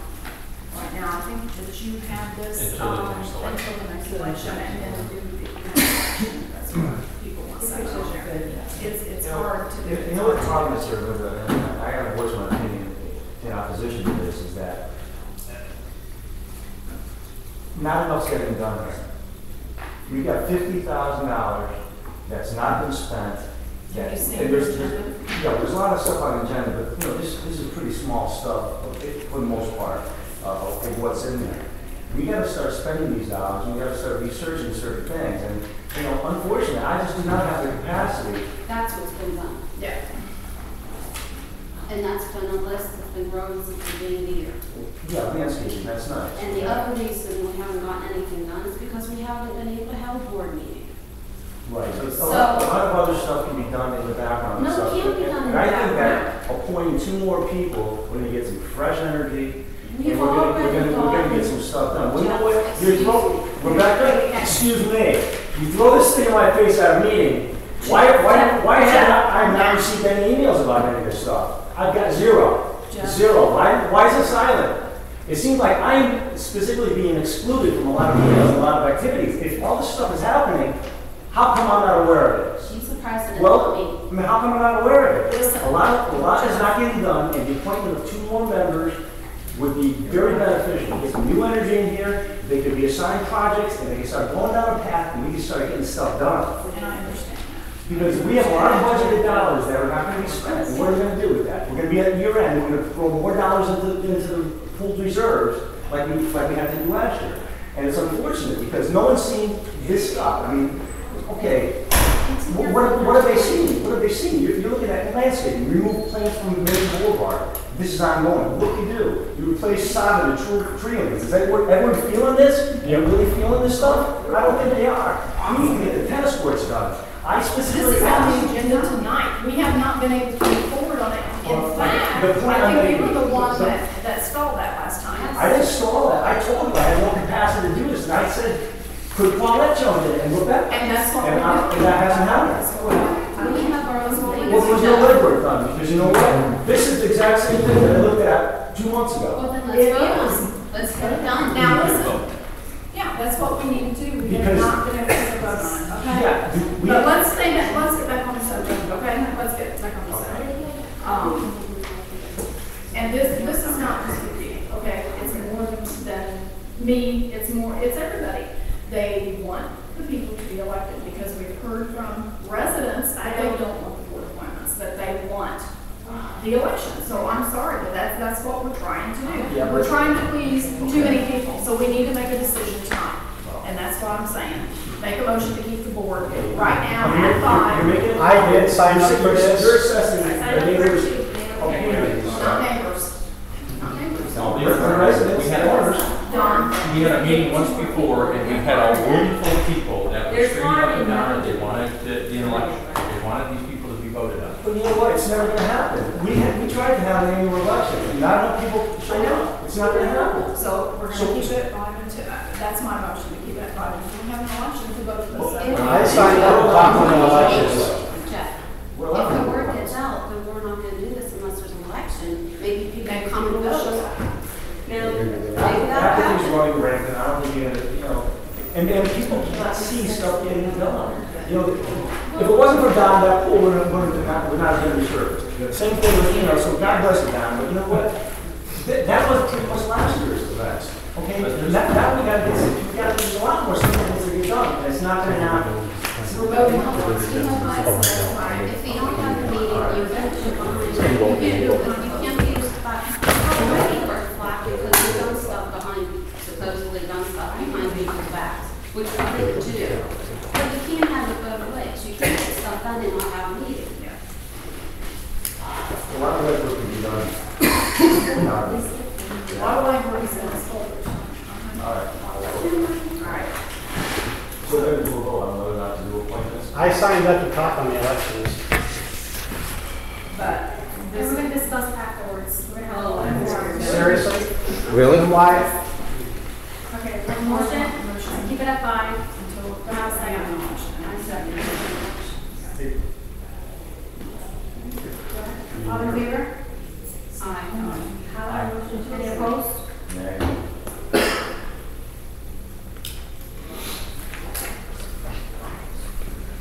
Motion and approve tennis and basketball courts refurbishing. We have, but see, it was stalled, because we didn't know what the church was going to be stay on board or not for a long time, so we stopped it. And yes, because we had all this info and the crosswalk, what we wanted to do is pick that up when he says. So, this is what I want to suggest. Get it on their schedule. So everything. What we approved way back in January, February, which is just the resurfacing. And what I had proposed was that I thought I was on my way out the door. I thought something else was going to be going on the annual election. And my recommendation was that we get more pricing on the fence repair for the tennis courts. Now, when I came back, or when I was told that I was still a board member, I had all these additional expenses. And I didn't see any other proposals from any other companies for the repair of the fence and all these other items. I'm most concerned about paying $5,000 for fencing, you know, and we don't have any other proposals. The thing was is that when it came to the resurfacing piece, I analyzed 3 proposals, and that's why I recommended crosswalk, but I didn't recommend $5,000. Their warranty was the best out of the ones. Okay, here's the deal on the fence. So now that you're talking about this, what the $5,000 is for is to put a bar on the bottom, all the way around the whole fences. The reason why that's curling up is because there's no water flow. Okay? Now I also had her put in another $300, I believe. Let's see it here right now. It should be. $300 right here. That's to stretch those 2 sections of fence to try to get some of the curling. It's not going to get it all out. It's going to get about 80% of it out. Now, what it will do is it will prevent it from getting any worse. Then, because the reserve study says a few years down the road, we replace all the fence. Now we've got the bottom bar, the top bar, everything else. The next time we replace the fence, it'll stay much nicer than it is now. That's why that's it. Right, and Don, I understand that, but then we get proposals from any other companies. I got one. I don't have that with, it was $4,800 compared to. See, whenever I do the analysis, and whenever I did it for anything, whether it be the LED project, the court resurfacing, or anything, I always try to get 2 or 3, most of the time 3 proposals. And I give you the pros and cons of each one, and I say, listen, this is the one I recommend. Here's where we get the most value. I never got a chance to see 2 other proposals, or even the 1 other proposal for the fence repair. You sent them out. No. You can say that all day long, but you don't like it. You don't show me How, at what limit do we need to get proposals? More than 1? It's just good business sense. There's $2 over $5,000. Over $5,000. So this is like 200. Now, I can show you the one that we've got. It's $4,800. Now, let me add this, that company that was going to do that, I said, you do the same amount of work on that tennis court that you're going to do here. And I think it came out to $28,000 for just the tennis court. So leave that fence fixed. It's not doing the basketball court. She's doing both for the 24 to 96. So it's up to you if you want to stall on this. No, all right. Okay. I mean, But we're talking a couple $100. all right. I mean, the way I look at it is like we're talking apples and oranges. I mean, you know, initially we're looking at the tennis court resurfacing. Now we're getting all this other stuff mixed into it. The basketball court resurfacing wasn't in the budget, you know, and it wasn't in the reserves. It went down the road. On the basketball? No, it's in for next year. So either way, basically, all right. Because it was too, you know, it was going to be, if you did it by itself, I think it was going to probably be a little bit more for them to do it, and that's why. For the sake of just getting something done here, and then we do have the dollar set aside, I'll go forward for that. On a go-forward basis, I think we should always get like 3 proposals. And you know, which you did. We had, when you did. Well, that was just for the tennis court resurfacing. It wasn't for the fence, it wasn't for the basketball courts. To me, that's invisible. If you did get estimates, I never saw them, so. I got another estimate, I can send it to pretty well. Okay, but for this, again, for the sake of getting something done, we have proof of insurance right there, or her passport. We decided this wasn't planned. Or it was by itself. And all valid. All right, okay, let's go for this. You know, let's try to get something done this evening and start enjoying And all the colors picked out, everything else is fine. Okay, now, who can steer this as far as coordinating the timing for the calculation? You can do that? Or you're wrong there? We had talked about when I started talking about it, is getting Can you speak up, please? To the board? That you see, to oversee it, so that they can, if you want to do that.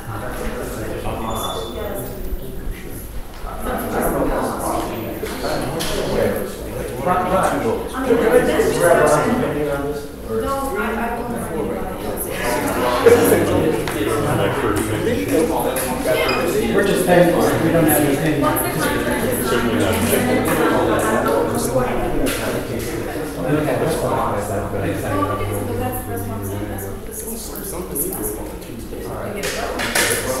Make a motion to approve the cross-board.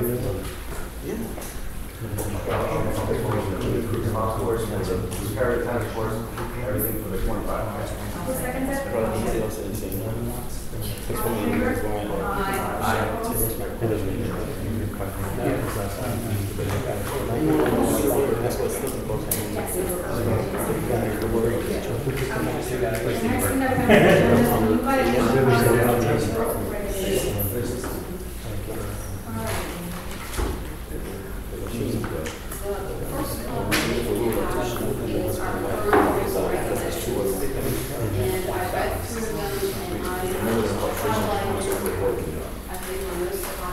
Can you speak up, please?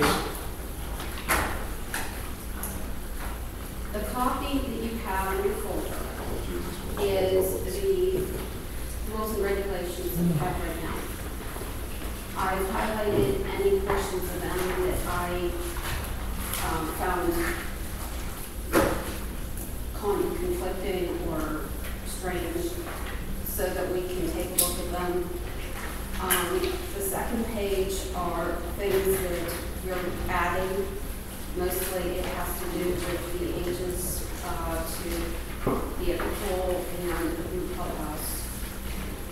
The next copy is a copy about the trash, time that you put your trash out. Now, we've had issues with violations with trash being put out weeks before, especially yard waste. Now, this is what it says now. I was thinking if we're going to have some of this change anyways, we might as well look at everything and we can just. Just a quick thing. This is the correction. This you cannot change the rocket. So We're going to change it. yeah, but doesn't matter. You can.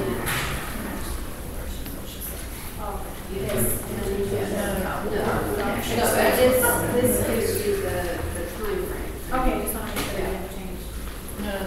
The other two are pretty much backup information, factual from the Florida, Florida friendly about landscaping, because there is a piece in here on page 5 that says only acceptable grass and cypress legs in St. Augustine, and that's not true. So that was one error that I found with this backs that up. And then we have the violation proposal.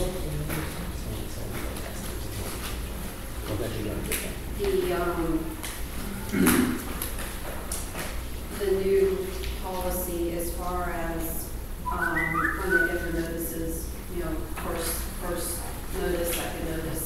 The only thing that's different about this is that I would talk to Mr. Smith after the first violation and say, hey, you know, what's the issue? And go ahead and try to intervene and help, rather than get another notice and then be sent to me. So you want to kind of intervene before they do these these notices so like cut down on the violation letters and better understanding of what the rules are. Yes. And get it done. That's your whole spill for this, okay? And how are you gonna contact them? Phone? Or are you gonna look for them? I would suggest email. Email or phone, I think. You know, we don't always have the information for everyone, just so you know. I understand that. Okay. If a last result, then I would go to the door. We have way too many violations going to the attorney, but we have to have something in place. First of all, our rules and regulations have to be corrected because this is just insane. This is what people are looking at on our website, because that's where I found this. And this is just absurd. I mean, this is what we are holding people to, and there's a lot in here that's just not true. I mean, at least that I found, and the research that I did, I found that some of this is just not. And it's really something that I feel strongly that needs to be, corrected so that everybody's on the same page. Because to get a violation letter on something that you think you're doing right via this piece of paper or looking at the website, and then come to find from your neighbor that, oh no, somebody told me that this is the way you do it. I mean, it's something I feel needs to be corrected. So when we correct these, then you propose that we do a mailing. Change Yes. Yeah, The first would be to look over the rules and regulations and correct them, and add whatever you want to add to them since we're going to be doing, what we want done anyway. Then what I would propose is that they make emailed out, and we suspend all violations for 1 month. That means that council will not come around for 1 month, so you will not get any possible violations. That gives everybody time to catch up on any violations that they have, time to read the new and improved regulation, or the rules and regulations, and everybody to get on the same page, so to speak. After that, now the date, that month date would be determined by the date everybody receives the letter. So by the time they receive the letter, that month starts. So theoretically, maybe September, we'd have to play with that and see, because every one of us will receive these once they're mailed. So I'll base it on whenever I receive mine, and that's kind of a good ballpark. So is everyone going to know whether they're in violation, or, are people going to know, properties that are in violation, are they going to know they're in violation and to actually look at these? They won't know until we get a violation on the website that they are in violation of something. Right. They've got a month to do. You have a month to receive the new copy of the rules and regs, and to read them and to understand. And to see, and you determine what's wrong, right? They would be determining. Vanessa goes around every month and sends out violation letters. What I'm trying to do is to be a go-between between the people of the violations here in the community and Vanessa. And if, say, for instance, I've gone out on occasion because a house color wasn't correct, or to see if a house really needed painted, and do that go-between. Right. Kind of that friendly face, hopefully, that everybody sees and says, oh, I can talk to somebody and get some, Vanessa's not here to answer questions and to come out and say, this, that, or the other thing. So, but when I started looking at the rules and regulations, I said, oh my, there's a $25 fee for architectural approval for your application. That's not true. That's been gone for a long time. Now, if somebody new moves in and they look on the website and they look at this, that's what they're going to think, because that's what's there. So is revise them. We have to send it out a report to me and then put it on the website. And put it on the website. Well, once it's already, they're going to mail it out and have this meeting, and approve it up here, and then. Because this was fixed right a long time ago and it was never corrected anywhere. There's no outside. That's been taken off. Yeah, but it's still in the rules and regs. No, they have not been corrected, but it's still in the rules and regs. It's still on the website.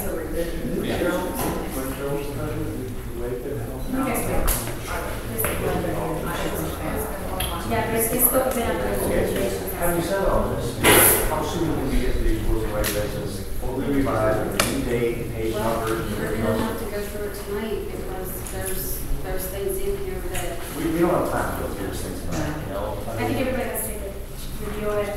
All right, well, I'll make it. And then whatever you guys put together, I think each one of you guys should get it, review it, and then review it. and be able to make whatever changes. Yeah, whatever changes they want, they go into We you. can send the comments to her, so because she's working on it. So right now, this is your Word document, is that right? I have it in a Word document, I can send it to you. Yeah. Well, it'd probably be better just to mark it up like this and stuff, but. And we can give it back to you. Well, we're gonna send all our changes to you, and Yes. you'll do this thing up, yeah?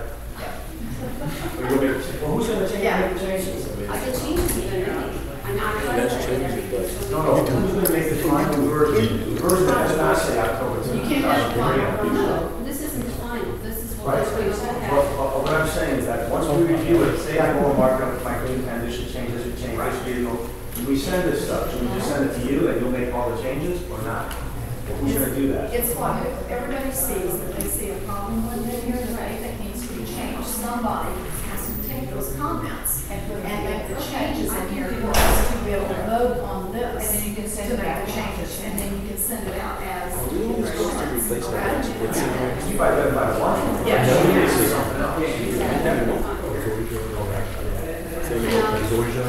Is everybody going to work on this? Everybody is going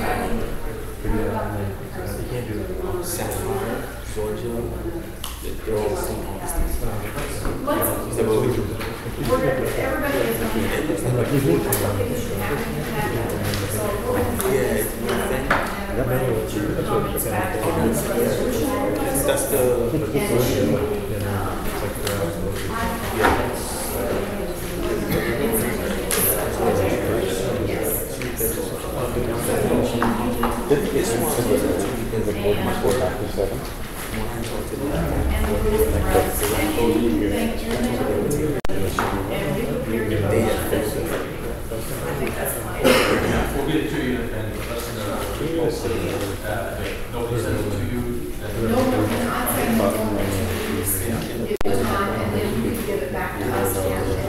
She didn't get it. She did, and then she sent it.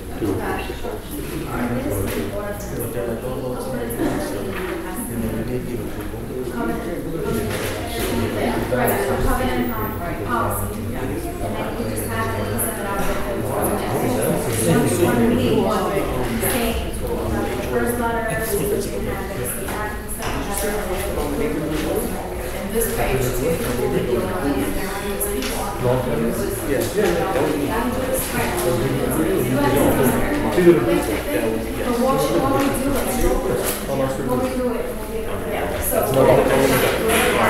It's not November, right?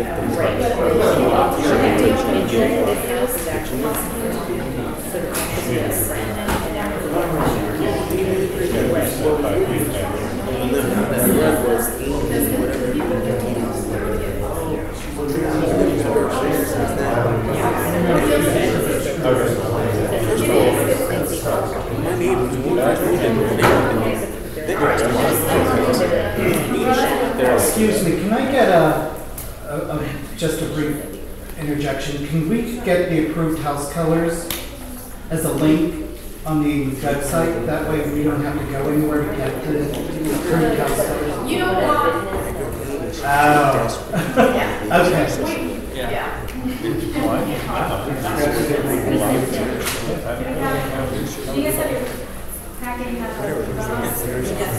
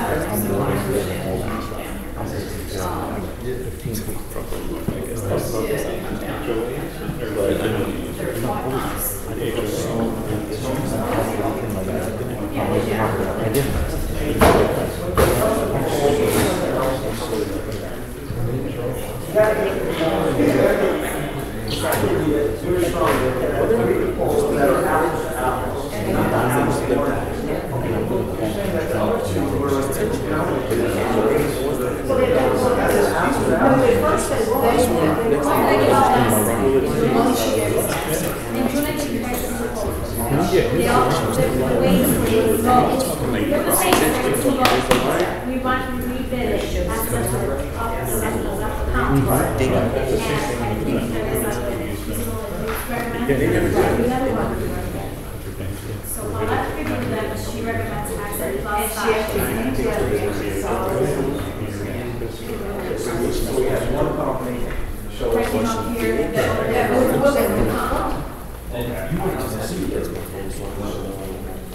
No, there was no opportunity to go out and It was just pictures and whatever. These are the only people that actually walk. yeah, we tried to get them together for everyone. We wanted them. But they weren't interested. Price wise, is this? I think it's probably. Yeah, they were amazingly close. Yeah. I'm gonna talk about this all week long. Everything we did.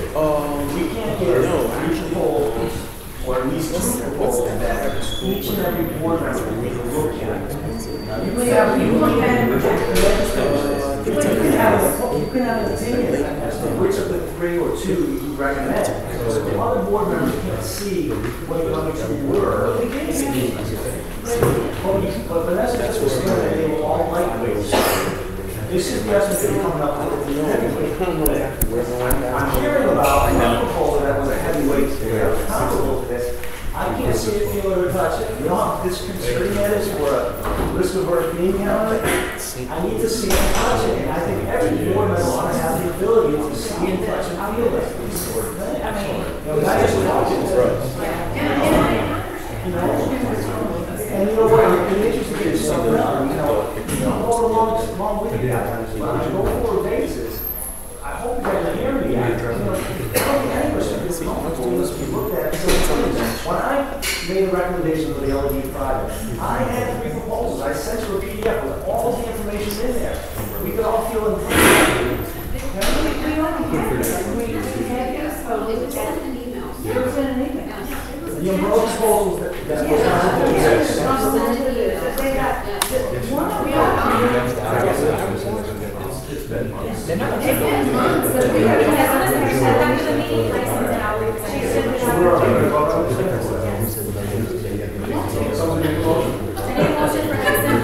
Jeff, you call all this.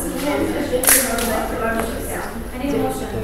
Somebody motion? I'll make a motion. We purchase these new umbrellas for the pool area. Second, sir. All in favor? Any opposed? New business. We have a motion to approve spending tier for repairs, replacement, which will be, then that will have the authority to approve. Like if we had something like the fountain that we have, and something got to do post approval from that. But if we had that, we would be authorized to go ahead and make that repair. Because Don's working the notes and he has to mark anything that, says. So I'll just throw this out. I suggest that it's $1,000 that Libby can handle. Vanessa can work it. I can hear that. Yeah. She said she. It was higher than this, and they wanted to do stuff. It was us.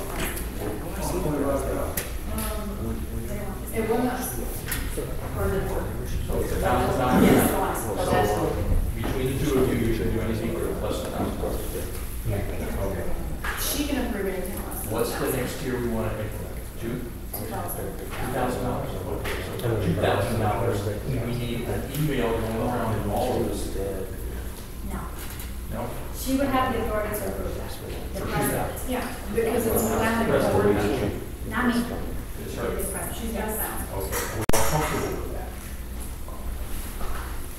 I think the way it ought to, I think the way it ought to work is that, we don't have to have, I think the 1,000 is fine for Vanessa, and, maybe you can attach the 2,000, but I'm thinking, why don't we have the ability to discuss amongst ourselves up to 5,000, without a board meeting? Well, We're we're getting there, there's something else, there's something else. For, okay, this is number 2 there, okay, with that, for the over the agreement, we have a 2,000 tier. Okay, then you have to have a cap, so you ratify anything that's less than 5. So you can approve it and then just ratify it to the board meeting. Anything that exceeds the 2,000 is less than 5,000. I know, it takes a minute, yeah, it takes a minute.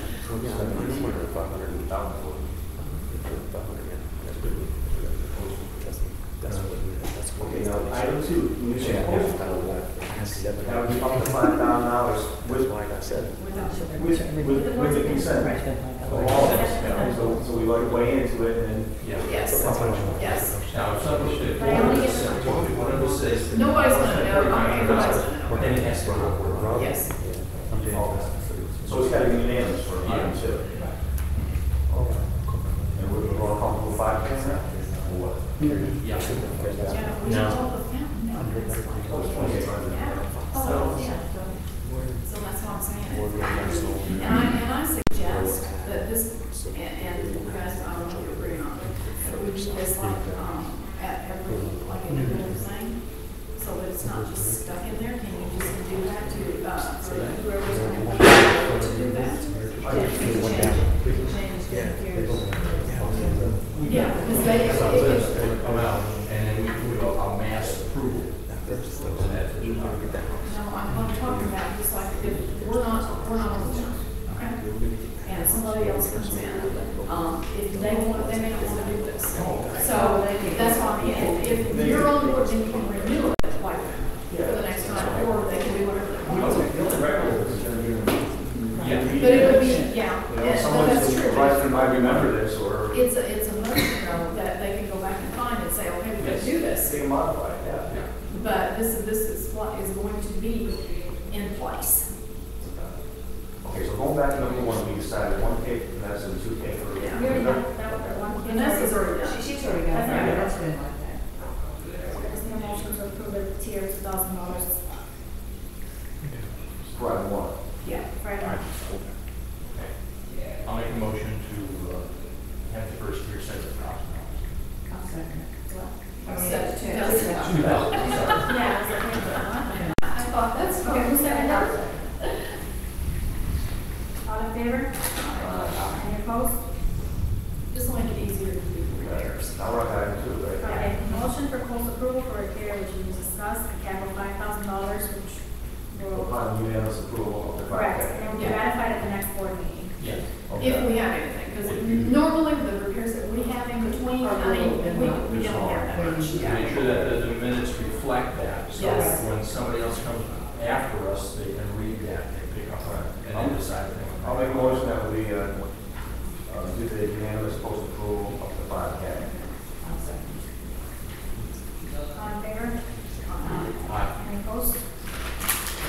Now, do we want to leave it just like that, or do we want to have it like renewed by, or revisited on the yearly, or whatever? I don't think Have they done? Okay, I just want to cover all the Yeah, bases. they can change Okay. it once they see it. But that's all. Just to ratify the repair that we, the cost of the repairs for the first north entrance fountain. Make a motion that we ratify the repair that was done on the north entrance fountain. Who seconds it? All in favor? Aye. Any opposed? Motion and approve Valley Crest quote to trim palm trees. Look in here for that proposal. Are those single palms in front or big palms? Well, no, they're sacred palms are throughout the community. There's a bunch of the park, there's that front north entrance. Those are, I think those are jewels. I look on here, because it's got all this. See, it says main entrance, they have two separate locations, but they've got everything was it? Yes, they have everything in the middle. So there's no palm trimming included in your contract with us? Not the big palms. It's only the small, it's like 15 or 20 feet, or that might be that pay extra for it. It's like, it's all, because they have to bring out tree roots and all that. So it's that high with the lift. And just an update, the school ones that you asked me about, Oh, yeah. OC takes care of them, but they're gonna be out, they're gonna work with them. Oh, good. And they're the ones who trim that area, so it's not that. Okay, so yeah, I know, we were told that that's not. No, they put work orders in, she did, she said honestly, can't say when they're gonna be out. Yeah. And that's on their schedule, but it's not included in our schedule. Now, there is some down here, okay, where it says school entries.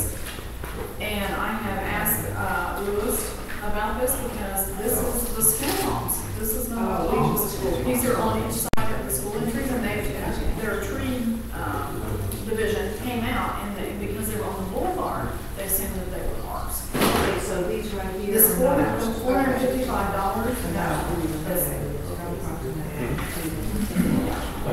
and I had, and he hasn't come back with me yet, but on there I have a question about there's two dump fees on here. But I'm assuming it's because there'll be so much debris. Right, well, just go back to the stable palms. There's $2,678 in that. We feel comfortable that we've got 103 of those, really? He said they were small ones. We can count them. The Valley Crest was.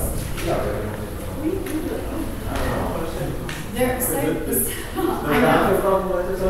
He has went out and counted a lot of them. He said the only thing was that he had a different, in the park, he said there was 22 instead of 24.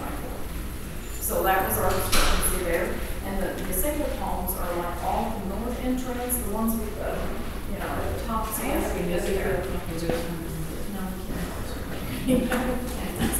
But he has, now that was the only one, and I told him, I said, are you sure? He said, they were. That's like $26. Now, we don't have to, keep this in mind, we don't have to take this entire proposal. We can tell them what we want them to trim. We can stick with all just the entrance palms and then do the other ones later. We don't have to take the whole thing. Just remain the whole. Yeah. What's how many years do you tree palms?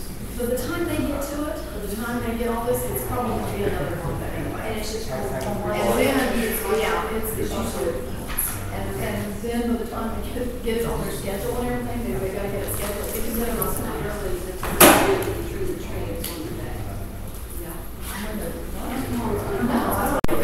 It's just when they start looking back. Yeah, the branches die. Yeah. The majority, they're the huge ones. They're very expensive trees. They're always like 20 grand. The problem I see is those at the entrance, they're getting those seed pods out. Yes. And they're gonna bend those branches down. And like they did before, when we had the other landscape company that were not paying attention, we kept trying to get them to come, and they did. So I want to get it on their schedule. They're going to decide. Those are, they do that, they do that, yeah, the small ones, they do, it's.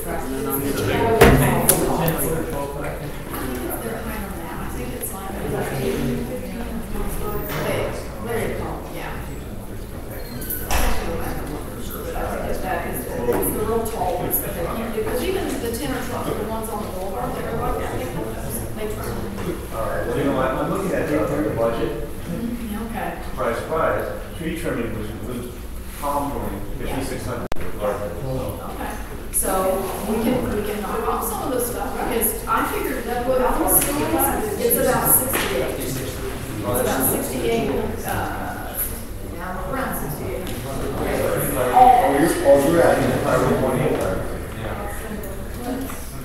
See, because the total is like 7,200, we can take off the schools. Yeah. And There's two priorities. There's priority one at the top, 1,228, and then we have a second priority.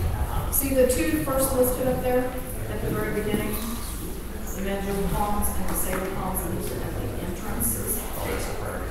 Yeah. And we can probably work something out with monthly, because I think they're probably saying if it is separately, then we can get priority one, and I can ask you what's that. Yeah, please.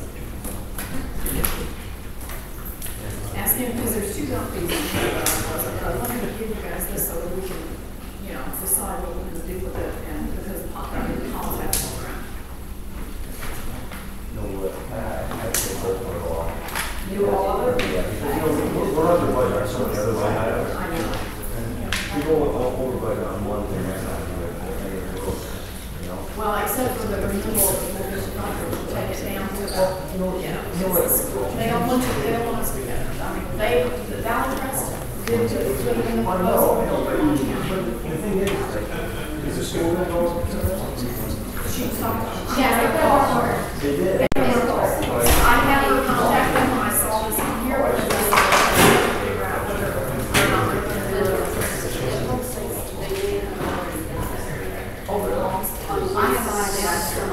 Because as you were coming in from the north entrance, you couldn't see the side, that side of the. Well, they took some of that out, we're talking about the palms, they did the cut around it, they trimmed the palms. Yeah. That's what they were. She said, I can't guarantee whether it's hours, but they have put a little bit. Okay, so. All right. Because they weren't going to do it at all, I would say. We would do it, yeah. It's still going to be an action. Yeah, it is. Right, it's gonna look like ours. Yeah. Okay, so Okay, can I have a motion? I make a motion that we do the palm on the 30th. How soon can it be done? Well, as soon as you tell them, that's what I'm saying, they have to get on their tree and be scheduled, so Oh. it could even be a month before they even get on it. That's why I'm saying, I wanted to do it now.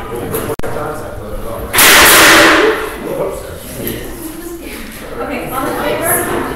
Aye. Any opposed?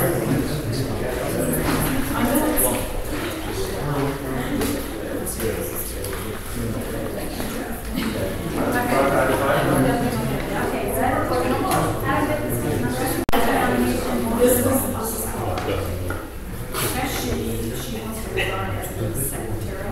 She's not resigning from the board. And do all the. Need to speak up so we can hear you, please. You don't want to be secretary anymore. I don't want to be secretary anymore. I've got enough with the clubhouse and stuff. And so I would like to nominate Rebecca to be the secretary. I don't have time to get all this stuff together and get, I'm down here a lot. Well, this is what we're trying to explain so that we all have the information. And it takes a lot because, Just come up and take some. Okay, so I have a motion to nominate Rebecca as secretary. Who seconds that motion? yeah, I accept I'll second that.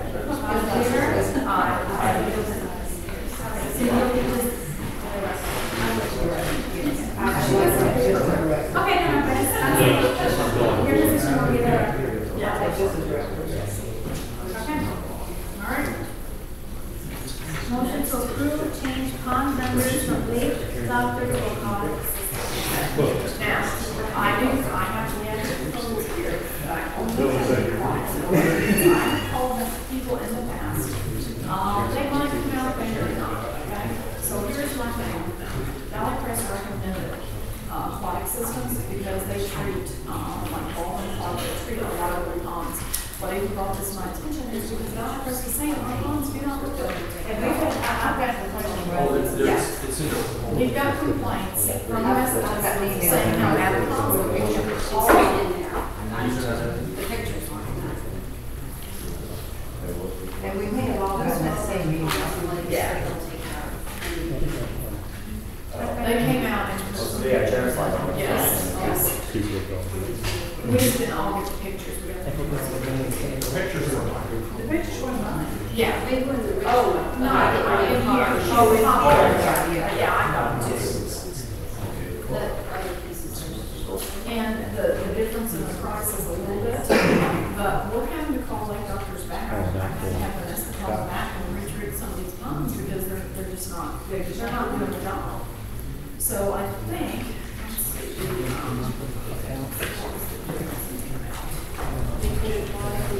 yeah. Here's the water, water was 2,395. And, Need to speak up, we can't hear you, please. okay, aquatic systems was $2,395. And Lake Doctors was $1,695 monthly. Which is what we're trying to change. Yeah, 17. But they're not doing the work, you know, keep going, right? Well, yeah, and the ballot press was, they went out and looked at some hospitals residents were complaining because they were so, they thought that they were laying up the grass and blew it in there, but he went out and said, it wasn't that. But how do we justify paying $8,400 more, just because they're gonna be more responsive? Well, $23.95 minus $16.95, that's $700. Times 12 months a year, that's $8,400 more. So, I mean, do we feel comfortable paying $8,000 more for more responsiveness? Yeah. I mean, Well, the lakes are bad anyway, I gotta clean them up. yeah. Well, I think the lakes are looking bad, and we can't seem to get them If to you make have an them. algae bloom and you don't take care of it within a week, that algae bloom is going to be a lot bigger and more expensive to take care of. We just never get them like some like that, and they're not fixing. From residents saying that they've got the scum on them or whatever, and I was just told them that they should be getting that off of there. So basically, we don't have to apply it, based upon the recommendations out. That's why, because I called up and said, if you want more proposal, we can get on that. What do you want to just give it for a week and put them on? I saw something we need to address because of that, the residents complaining. Well, the thing is that we are on the budget for many other things, and we're not going to be over budget by 8,400, we'll be over budget by half that, or 4,200. Can we do it though? We're way on several other things, so.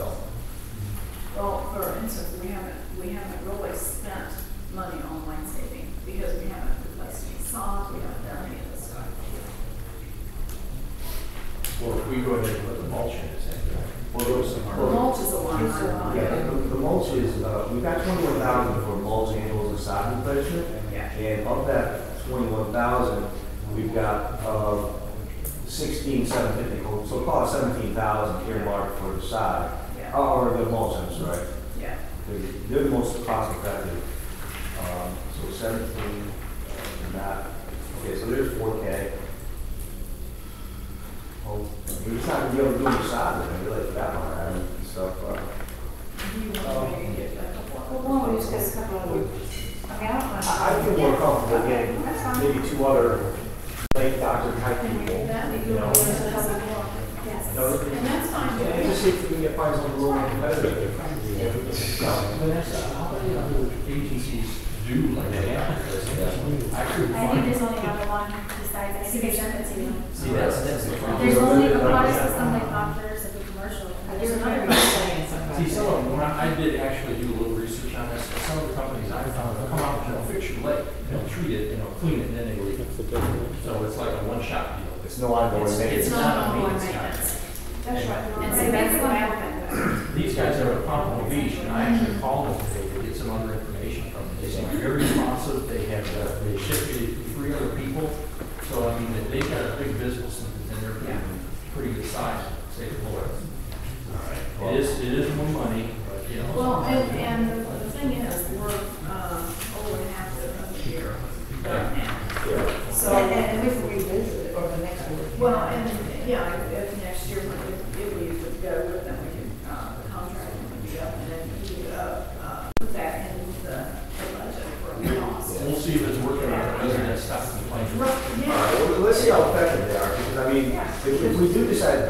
maintenance contract with them. We're not locking ourselves in for a long period of time, are we? I mean, is this somewhere we can get out of it? 30 days, on number 7, on the third page, on the third page.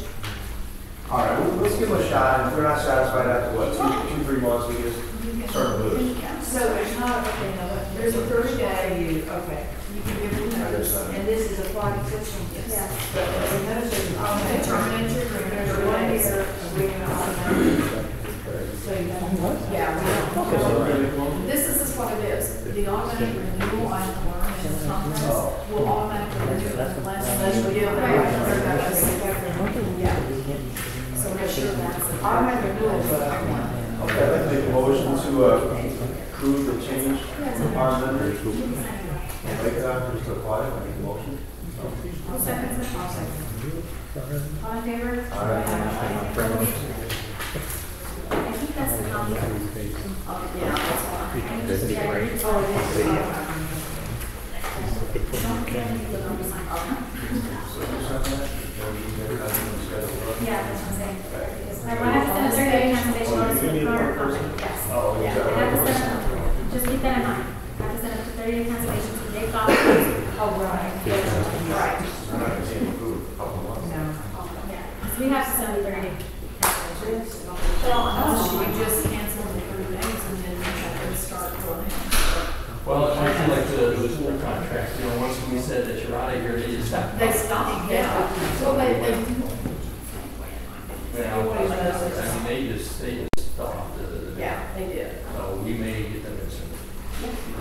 You can, but you still kind of be responsible. Oh, yes. Just so you know. Still paying. I don't want to get you Yeah. situation. No. They may fall down. Right. We'll also have the letter tomorrow to that. Thank you. Motion to approve purchase outdoor ceiling fans for clubhouse. Where's all that? These are like what we have right now. There was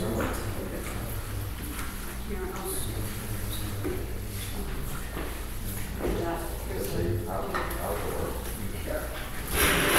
This is what we have right now. Okay.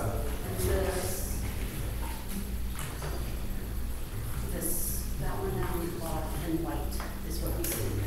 Oh, okay. Now, how does this compare? I mean, so far as, I don't know, is There's, it more durably made or? it's all plastic Well, or, this is plastic. yeah, it's not This plastic. isn't gonna rust? Not, it won't rust. You can probably use a remote control on it. I don't know if there's remote control operated now, but, you can get remote controls for it. No, there's a. Yeah. Yes. We don't want to remember that. We We're don't gonna want to make it white remember. instead, yeah. We'll never find it. It's in the dingy bronze. Well, that's the one. That's the That's the picture. colors. That's the, You that's the picture red it, book. that, you can look at white. And there's a white out. Well, here, see the top one here. There, that's it. The first page has the pictures, that one has the price and all the figures. Well, but sometimes it can. Okay, so the ones we have right now, what are they, metal? It doesn't matter. Yeah, I'm not sure. Yeah. What's wrong with them? Are they? Rusty, they're- How's fiberglass rust? Yeah, they're probably the original ones. It's Judy's out there trying to. It's Judy's. I mean, it's been interesting since day one. Yeah. I'm surprised it's still probably fine. I think there's a line. Is there a file? I think it's fine. You can get them for the 88.97. They've been this price for a couple of weeks. And when I talked to the guy at, I think it was, might be one or the other, he said that they would have them, because I asked them why the white was on sale and the brown wasn't. And he said, well, they probably had more of one color than the other, and they're looking to get rid of them. and that was reflected in the $88 price. So I said to him, I said, well, if that price changes, what then? And he said, well, how many do you need? And I told him, and he said, well, they can guarantee that price, even if they're not on sale. Is this installed or is it? No, we have to get it installed. What do you think about installing it? Probably Dan, we don't know come up, you think? You got a good proposal? We could. We gotta decide where we're getting fancy on first. I want to know since, we decided we're gonna come and replace something. Like the light bulb replacements running in. How much is he charging for each one? It's not typically each one, a lot of times there's more than one. And I was doing that for a I long know, time. I know, The but. whole one costs I like have to check that. $10 for The last report I got was like 50 something. You were doing that yourself?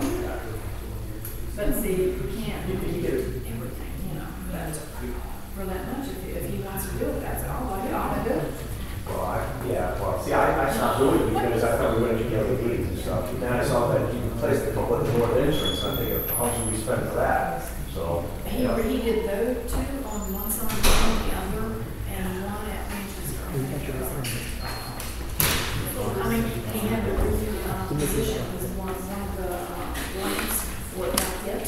And so the other, he said, I repositioned it and moved it up there. You guys motion to approve my ceiling fans? You want to do the ceiling fans? yeah. We gotta start putting some of the stuff, it's gonna get run down. I need a motion to approve. How many more do the, you see?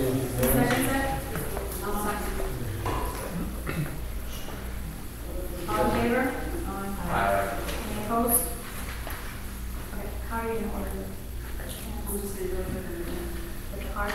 Yeah, we'll see. Yeah. No, you Make should sure be you're right on with with you. you about the dead ones. Okay, just to make sure. No, that was going to my next. Yeah, she and I both have to do it. And you're gonna want to contact Dan? Yeah. To ask him how much he would charge us for it to You install want to get a it. couple of more to each one, I'm trying to look at you, Dan. I mean, I don't know. It's gonna be the same. Yeah, you might say that, but I don't know. Well, there's a couple of issues. I didn't have a good experience with Dan on more than one occasion, so, I mean. I haven't had it yet. I mean, he responds anytime I have issues out here.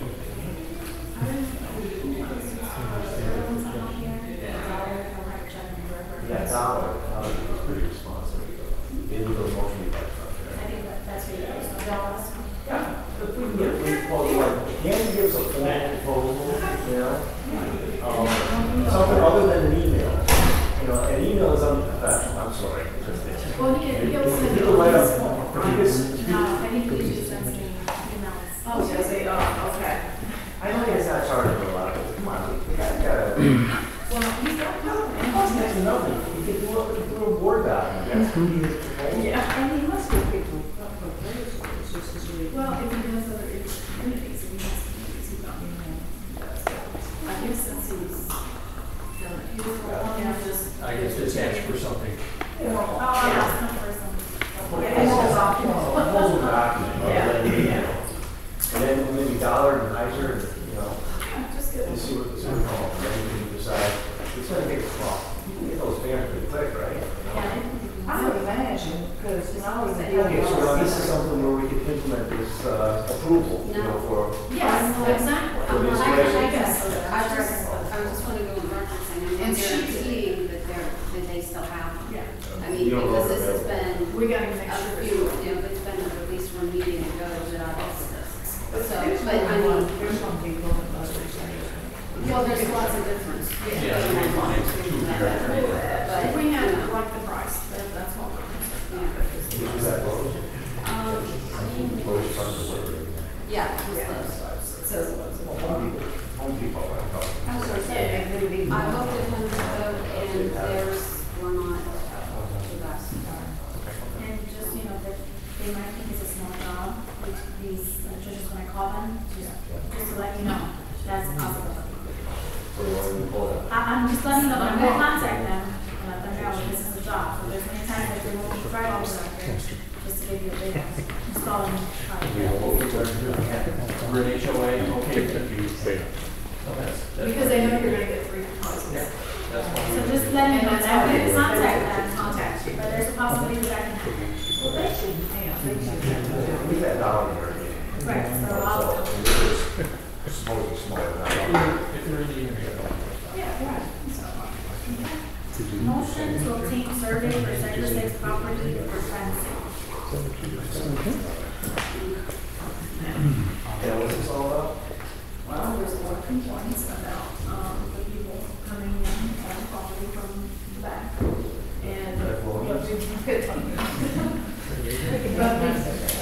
But before you can even think about fencing, you have to know where exactly the property line is. So, I don't know how much it's really costed, that's what I'm doing. Surveys are, I mean, it's fine, but I just want to get it on. How large is the area? How large is the board? What neighborhood is from? Oh gosh, it's gonna be probably from Ashford back on to I mean, this could be like a, what, half mile stretch? It's only about half a mile here.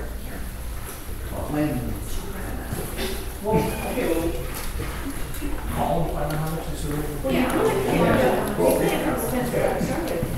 Because you don't know if you can do that. Okay, so obtaining a survey, we're gonna get calls to do this survey, right?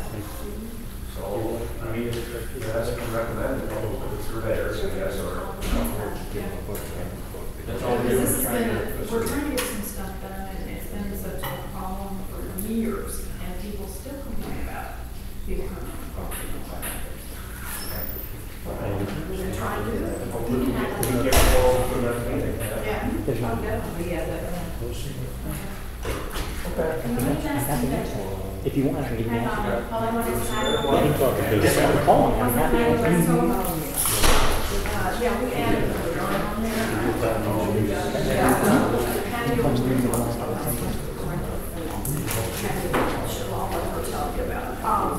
Yeah, we, for some, forever, it seems like the patio has been rented out for $25 deposit, and what, it's time out, because when Ricardo came in June of 2013, he was, that was part of his training, is the budget room rental and the patio.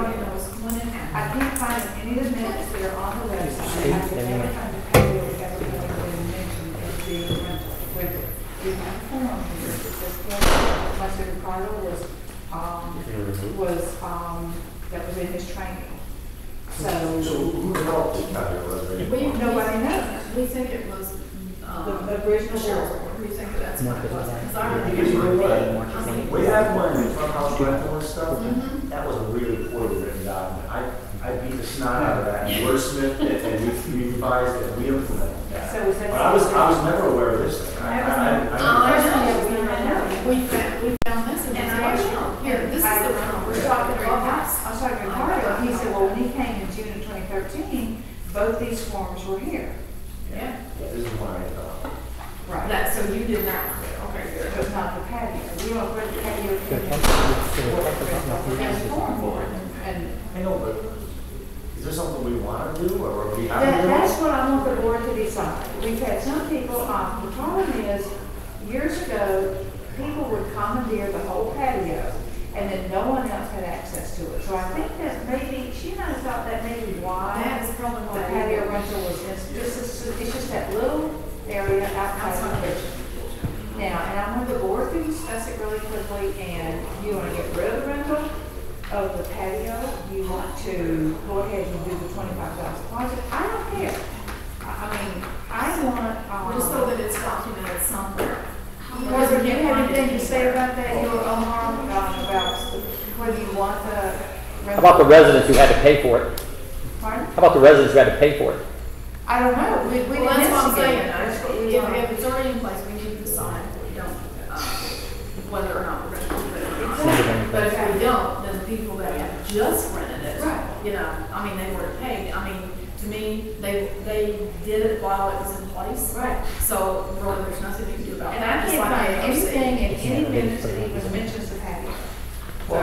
Okay, just for everyone's edification here, the clubhouse rental agreement specifically says, the clubhouse rental definition, item 5, it says the clubhouse rental includes only the main room and the kitchen. You'll be provided with 40 folding chairs, folding tables, big folding tables, small folding tables. Areas specifically excluded from the rental include the following: the outside pool area, gated patio deck, retention ponds adjacent to the clubhouse and the parking lot. The reason why the retention ponds are excluded is because we had human hamsters on the lake there rolling in balls. Yeah, it was a fiasco. No one got hurt, thank goodness. So we had to put that language in there. And residents and guests may use restrooms at the end of the hallway. That's fine. But so it's specifically excluded from the clubhouse rental. And I don't know where this ever came from. I don't know. We don't. Nobody does. Nobody does. I have no idea. You read the vision of this? You want to take this and. Ricardo, do you have any feel for how many times this has been used? The patio reservation form. It's been used once, or that you're aware of, or what? Yeah, I got stuck with the $25 fee, even though it's never been before. Marianne, Liz, everybody said it's never been there. I went through all the minutes, it's never been there. Your own document contradicts that own rental agreement that says you can't reserve that out there. I'm pretty Just refund the money. I'm pretty sure Trish Minor came on Facebook and said that she wrote that contract. She said no. I think it may have come. But she couldn't remember a fee. You know what? But I remember, Ricardo's been here like Since a June year. the 3rd. Remember Trish Minor had a full party But I think they- on that day. And there was no fee. About a year ago. There was no That's fee. why she did that, because she had her own fixed party. And I think, Well, Ricardo has been here since June the 3rd, 2013. So we know it's been here at least that long. But I think it was in place It when wasn't. he came on board. It was, that was part of my training, I That got was all part of his patio, training. Was it there? you know, hey. I can't find it in the minutes. So that's why she brought it up. That's why I'm bringing it up. I can't find it in the minutes. I don't know what it is. You see how we do it? Not even approved. But to be able to reserve the place, you know, I mean, people that don't have a party out there, I mean, it would be first come, first served. It's been rented 2 or 3 times, I've been on board. Ricardo. It's been rented several times, and the best idea behind that was because we had an incident 2 weeks ago where this lady wanted to use the grill, or maybe 2 tables, and I had laid out some specifications, what she could not do. Well, basically, she violated everything. I wasn't here my first weekend off in over a year, a month and a half, whatever, like that. And then, of course, her little friends and everybody like that captured the entire patio. And that was the whole idea behind it in the first place, is keeping it on captured. So see, it's been in place. but It was it's a not mess. in place. Okay, now, is the grill available for residents use or what? Yes, it's over here. Okay, well, how are you We don't. going to use it? They're not gonna The people use that used it last week paid, even though they emptied out the propane. No. The grill doesn't cost. You can reserve the grill. And that's what happened with us. The people, you can reserve the grill and do whatever you want. You can monopolize that the whole time. You can't tell somebody out there, if I have 20 people come up there, first come, first serve, you can't use a table. I'm entitled to it.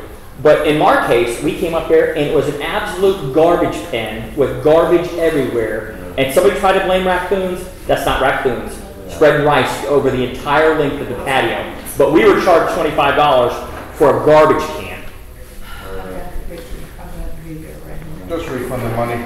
We got it. But anyway, are we going to do it, we need to cut the discussion and decide whether we're gonna keep the patio agreement or not. Because it's $25 an hour.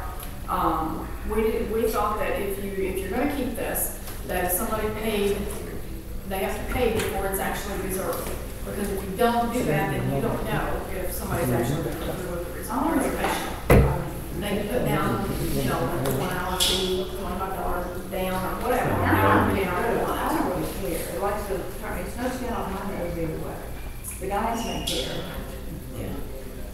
Well, my inclination is to just squash this thing and discontinue it. And if someone has paid a fee, we'll just refund them. Yeah. You know? Here and for how long, back how long? This is, This has only been in effect about a year, so if someone steps forward and says, hey, you know what, I got my copy here and we can see it, then fine, we'll refund it. I mean, I don't have a problem with that. I don't have a problem with it. So I make a motion that we just squash this, you know, just keep the outside area clean up there. Limit it to the clubhouse rental agreement. I have something else about the clubhouse agreement. It's a little ambiguous because people don't understand. It says the rental excludes the pool. Well, to me, does that mean that the people who rent the clubhouse, who might be residents, cannot use the pool. I know they can't rent the pool, but we had a party this weekend where a lot of them were residents, and they brought their swimsuits, they rented the big room, and they wanted to use the pool, because they're residents and they can't. So, They can't. The problem with that is that they can exclusively rent the pool. exactly, and that's what I told Judy was here, and she's our new employee, and that's what I told her. My reading of it is where you can't rent the pool, right? You can't, but we can't stop residents from using the pool. You may not come in here with a swimsuit on and a drippy swimsuit, because we have cloth furniture. But, okay, they just wanted me to get that straight, that we can't exclude, I don't think we can exclude residents from using the pool, just because they rented the big room. Okay. Okay, so Judge, you motion to remove it, who seconds that motion? I will. All in favor? I want to get rid of it. That way, we don't care about And we're gonna move on to If somebody comes, steps forward, the hands are in it, and they can get their money back. So they have proof, right? Yeah, but I think we've got that. They need to have some proof. I think There's gonna be a lot of people come forward that is gonna say, well, I rented it. We have a library, we have forms in there that says that they stay. Or something.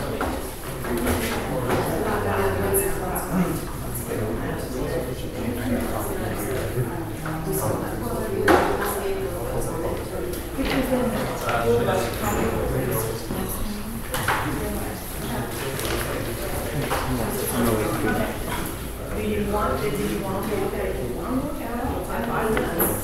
Yeah, Okay. take 2 minutes. All right. She wants to look at this. This is not only, This is something that things I'll shoot for the next meeting. We had talked about taking the rocks out of the patio. And the problem because it's been an issue. And we talked, these are the two rocks. There were some others, but due to size and shape and cost and everything, the white planter, and then it's called an oyster plant. So, just something to think about. The reasoning for the plant is it doesn't shed. It won't be blooms or, petals or anything out there to make a mess. So, go ahead. this is to enhance around this area here. Right where the rectangular places along the fence and on the patio, where the. Okay, inside the fence. Where the grassy looking grass, Yes, and stuff is right now, take them out, use the planters. And the rocks that keeps going through. Yes. We're trying, yeah. And the cost, 85? The cost for, this is for the 2 planters out front and those planters in the back in the long term. Okay? Pretty much. Planters, says plants for the pool, that's the one I was talking about right now. It would be a total of $462 to do that. For 6 planters. For 6 planters for this time. Now, if we need to replace a couple plants here or there, the plants themselves are, I think, $10 more. But this gives you an outline. Linda and I have been talking about enhancing the pool area. The pool's finished. We have the umbrellas ordered. Trying to avoid rocks and that getting into the pool and into the motor and causing troubles. So, this is some of the stuff that we've been trying to. Should we look to replace the rocks with mulch? Multiple. Well, and it goes around. And to see that, this is the problem with doing it, and it's going to be budget money again, because if you're going to remove all those rocks, you don't want everything in there, you're going to have to go in like papers or something. Oh. Well, And we can do that, Maybe or we can pay for next year, but. well, that's what I'm saying. But this, they have these retrievers, like the spongy stuff that go around the place. And she looked these up too. And, I mean, Dr. Then go around players around the conference. Yeah. Oh, And to so, cut the box out. Oh, I I think that's right. But that's just something you That's guys. something to think about. All right. Ready? Yeah. Okay, we're gonna start with Danny Anderson. We have 13 topics to talk about, and I'll use my 3 minutes on each one of those. First one being the pool slide. 4 of you up there should be absolutely embarrassed and have no integrity. We sat at Linda Sutton's house over multiple months for meetings talking about how bad it was that Cheryl Moore removed that slide. Each and every one of you ran on the platform where we have to put that slide back.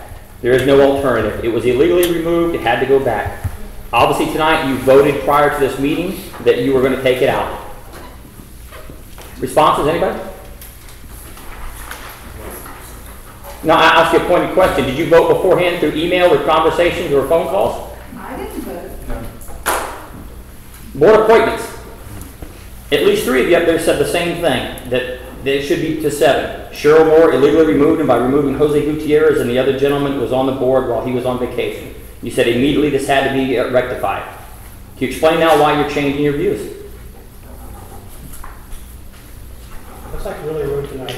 Are we not going to get an answer from the board? No, you're not. Either you can answer, or I'm going to sit here for 40 minutes and ask questions, and then the next person will just be here all night. Anybody want to say what's your opinion? Don, do you have an opinion of why you changed? Paulette, Linda, Rebecca? Anything? What is the? I want you to hear the question. The question is, the majority of you said it was illegal for Cheryl Moore, when she was the president, to remove 2 board members, the 7 to 5. It was wrong, it was illegal. You ran, at least 3 of you on, you had to replace those board members. Why the change of heart now? Do you have answers or no? You can say I don't have an answer and I'm not going to state my position. I would say looking at the documents, that was not the case. That's what they said. New information. What's the new information, Don? Because looking through the documents, that was not. The attorney has told you had to replace it. Told James Brown you had to replace it. Done. Are you going against your attorney's advice now? Done. Next question. So you're not? So your answer is you're going against your attorney's advice, correct? No. No? We got new information. What's the new information, Don? I just told you, we went through the documents. What's in the documents that's new information? The new information. What is that it? you read through that. What are you citing? What is your opinion based on? You've got the amendments, okay, Danny? Read through the amendments and you will see. I don't know what you're going on because in the past you've all up there said, with the except, let me finish my point. In the past you've all said we had to go back to those numbers. What has changed, because those documents haven't changed, that has changed your mind? What section of it are you quoting? So we can look at the exact same thing you're looking at. Read the document. Obviously you don't know what you're talking about. There's another issue. Tennis courts and basketball courts. Let's talk about violation process. Is it a violation to leave your garbage can out too far or too long? Yes or no? Yes, it is. It's a violation. Is it a violation to leave, I don't know, my yard trash out too long or too early or too late? Yes. So I want to know, obviously we've got a mysterious landscaper who's cutting trees up and down the boulevard and leaving trash all up and down the boulevard on non-trash days. What is this board going to do to stop this person from cutting our trees and leaving trash out on our common area when it's not trash day? That's a violation. So you're holding the community to a standard, but you can do whatever you want with the rules. Don, what's your answer to that? I believe that stopped. It did stop. When did it stop? When did that stop? I don't The know. last few days, yeah, the last time. So there'll be no more tree cutting or garbage left out, right? None. Do you know who was cutting it by chance? Dan, you know better. I want you to tell me. I didn't see it, so I want you to tell me. Question, please. No, I still got 3 minutes. Then we'll sit here for 3 minutes. That's not on the agenda as far as who is doing what. Violations, Don, it is. It is That's a actually. violation. You're Violation. We got letters from our Answer attorney. the question. I'm We speaking. answered the question about. You didn't answer the question. Yes, we did. I have a letter that myself, Ask and answer, Danny. Next question. if you would be quiet long enough, I can ask the Danny, question, Don. Next question. If you would be quiet, the next question's coming, Don. Okay, thank you. Rules and regulations. Myself, Ron Kalis, and Abraham Gall got letters from the attorney stating that we disrupted homeowners association meetings and impeded and interfered with the association's lawful proper business. Let me ask the board now, are you allowed to have a board meeting where the residents have to pay to attend? Yes or no? Yes or no question? Yes. You can have a board meeting, I need that louder, Paulette. You can have a board meeting where the residents have to attend, pay to attend. You can have a board meeting at a restaurant, yes. That ain't what I asked you. It could be in Orange County, it has to be. That ain't what I asked you, Paulette. You're skirting the question. Can you have a meeting where a resident has to pay to attend, yes or no? It's a trick question. It's not a trick question. What's the trick, Linda? All right, let me tell you something. You are allowed as a board to have a board meeting anywhere in Orange County, okay? Agreed. And it is legal. Okay. If you have it at a restaurant, that is not our decision to have you come in there and pay. It's your choice. No. Yes. Incorrect. It's your choice. Incorrect. Incorrect. That's my answer. When you're told by the owner that the members have to pay, Honestly, they should have inquired before they made that decision. I'm sure they didn't know that they had to pay. Well, they made reservations for a minimal amount, not for the residents. They require fully. Answer me this. Can you, Understood, and that's why there was no. It wasn't a meeting. We can, but you try. Can you have a meeting at Disney World? Yes. Great idea. You can? Because a lot of you are living in fantasy land, because in fact, you're forcing someone to pay to be there. But obviously you're not going to answer it to a strict question, but I guarantee you this much, to all of you sitting up there, April, you'll answer for it. Guaranteed. Is that a promise? Oh, guaranteed, Paula. Guaranteed. You just pass your responsibilities on to somebody else. I just want you to know that every violation letter you send out for people leaving trash out, when you're condoning your husband leaving trash out constantly on non-days, everyone have a right to say, if you're not citing him, why are you citing us? Let's go back to this letter for just a second, since I got about 35 more minutes to go. In this letter, you make things, it's in their rules and regulations, so I'm going to use that. Dan, excuse me, that is a letter from the attorney. About rules and regulations. who voted on that letter? Rules and regulations. And the attorney, we're not going to address it, so we. Okay. Who voted for that letter? I'm going to discuss it so everybody here else knows. So, you send this letter out. Let me ask the four of you up there if you answer it. Have I ever threatened to do violence to any of you? The answer is no, obviously. Because you said it yourself the last meeting one day. So, can we say about that about everybody in the room? So, your husband, including tonight, according to the former president, threatened him. When is Don going to get his letter, cease to desist threatening residents? You want to talk about liability? You condoning and allowing your husband to continually, on video, in the parking lot, Mark Nelson, James sitting right there. Let me finish. I'm talking now. Don't interrupt me. Thank you. You're condoning that. You want to talk about a liability? What's going to happen is he's going to put his hands on the wrong person and he's going to get rolled up. And you're going to be sued because you're condoning it because you're not taking any action to stop him. Any answer? You're going to do anything with that or no? No, I didn't think so. Let's see. Are you guys, in rules and regulations, are you voting on things through email and conversing through emails about HOA business, yes or no? You're not? You just said you were. Rebecca, you said you and Linda had been talking, so how are you talking? Never an email? Because I've got some of the emails, when obviously you are conversing through emails, because when we were in the ARB, you were emailing us ARB stuff, so you are conversing through email. So obviously that's a falsehood. It's my time. I'll tell you when you can interrupt. One question on that. Sure. Okay, theoretically, go ahead. I want to get a point. Theoretically, the board comes to the meetings, okay, and there are things that we haven't voted on, and you, in particular, have said in the past that we need to come to the meetings ready, and we need to do stuff during the week or during the month, because we can't just come here and not have anything ready. Just wait while I'm talking. Right? Oh, I've got one. No, I'm sure you do. You bet. Anyways, so how is it that we are supposed to have all of our ducks in a row, so to speak, to come to the meeting if we don't talk to each other during the month? We don't. It's simple. We don't vote. It's we don't simple. Vote via email. It's obvious by this thing. You've already post-approval, motion and approve. You've already decided what you're going to do. You've already said you're going to approve it. There's nothing that says approve. Let me finish. Thank you. Approve, not approve. You can mumble all you want, Rebecca. It's my time. So we waited to the end and we set through all your garbage where we had no say-so. Well, guess what now? I'm going to have my say-so. Obviously you did. You just said a minute ago, out of your own words, that that you've already ordered the umbrellas. It's on the video. You said you said it. May I clarify that? You said it. You said it. Danny, she is not in charge of the umbrellas. I have not ordered one umbrella. Let me tell you something. You don't need to point your finger at me because she said it. But she did not order Back at umbrellas. I can order. Let me finish. It's my time. It's my time. I'm just repeating. I'm calm. I'm very calm. Well, you're not. Okay. I just want to make sure you can hear it. Rebecca Iannotti said a few minutes ago when you were talking. No, you weren't talking. She was talking to Linda. It's all right. When you said it, you had already ordered. We had already ordered the umbrellas. You said it. It's on the video. It's not my recollection. It's on the video. And she was wrong. Thank you. Okay, she's wrong. I'm not going to order them tomorrow. Okay, Or the thank next you. day, or the next day, or the next day. Thank you. Why are we talking about things that aren't on the agenda? Aren't you supposed to be talking about things on the agenda? Umbrellas was on there. What else did you talk about was on the agenda?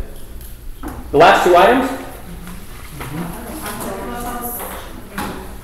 The patio and the plants for the They didn't make a motion on that, Danny. They can discuss And that's the first items I've heard of that. along Okay. across the board. They did not make a motion on anything. I'd also like for you, because nobody's explained it yet, and the attorney can't explain it outside. Please tell me where in that document you gave us that said we can't talk to the end. It doesn't say it anywhere. Doesn't say it anywhere. It does not say it anywhere. Somebody show me. I understand, Danny, but it's not illegal to do that. You have to understand that the board comes here to conduct business, to make decisions, and when people don't let them make decisions because there's many questions going on, there's too much dialogue, they cannot work. Vanessa, answer me one thing they haven't been able to make a decision on because the community wouldn't let them. Well, it's not. No, you said it happened. What's one thing this board couldn't vote on? What's one thing they couldn't vote on? We couldn't vote on anything last time. All the old business. I mean, I've been at many meetings, and you have to be honest, Danny. You start attacking the board. When you get lied to, Vanessa, and you get half truths and stories, I'm talking. This is me and Vanessa. Thank you. Thank you. It's my time, and I got about 31 minutes left. So this is me and Vanessa talking. Tell me one time that the board was unable to have a vote because me, Avi, Ron, or anybody here refused to let you have it. It's not about it's the fact that they come here to conduct business. They have items on the agenda. If you are talking about one item for an hour, they cannot discuss anything else. Or they're just going to be in a meeting for 4 hours. So the question be, why was it okay when these same people who weren't elected to the board did the exact same thing in the past? It was okay for them to do it, and they did the exact same thing. But now, because some of Linda's biggest supporters, me and Avi, disagree with them and have caught falsehoods and lies. Let's talk about the fence here, because you talked about the fence. You do realize that Orange County is going to be putting some concrete barriers back there, right? How would we know that? We haven't. Well, you look on Facebook, and I put it on there multiple No, times. I am not on Facebook. Okay. Well, okay, so you didn't see it. None of us are. Well, let me explain to the community what's happened. Because lack of attention by this board to protect the residents, and Nate Spears almost getting run over by 2 4-wheelers, I took it upon myself along with Avi to call Orange County. And we got a guy by the name of Jeff Charles who runs stormwater for them, who's come out and sees the problem. He deals with it all the time. He agrees he's going to help us at Orange County's expense, not our own, by putting some concrete barriers back there that we don't have to pay for. Orange County's going to do it. On their property. On their property. To keep them out of ours. If any of you up there have any inclination that a fence will keep anybody out of there, you have no clue. Orange County has 6 or 8 foot barbed wire fences around their retention pond, and Bithlo people just cut it and come through. Every week, Jeff Charles says they have to come replace it. The only fence you can put up there by our ARB rules is a vinyl fence, correct?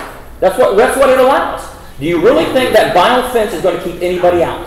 So what you're planning to is a giant waste of our money, because it will not keep a single person out. Can I answer that? Yes, ma'am. I think that there's just trying to look for a solution. A lot of people email us about that. I get emails about people coming in from Bithlo all the time. And all I can say is we cannot have a 24-hour security person out here. So they suggested to us put a fence up. And those are just suggestions that have been given to us by homeowners.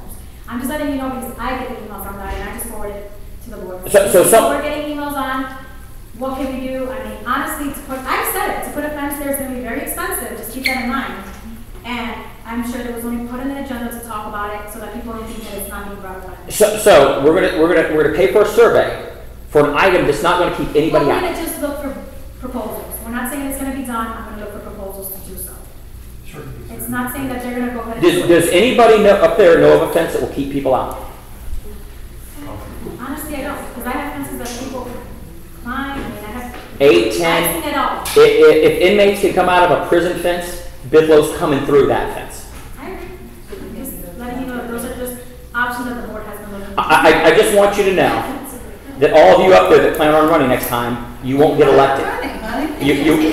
It's my turn to speak. I'm making my statement. Just let you know, you couldn't get elected. You won't get elected next time. I will guarantee you. This is my point. I will guarantee you. Okay. I just want you. Next point. My next point.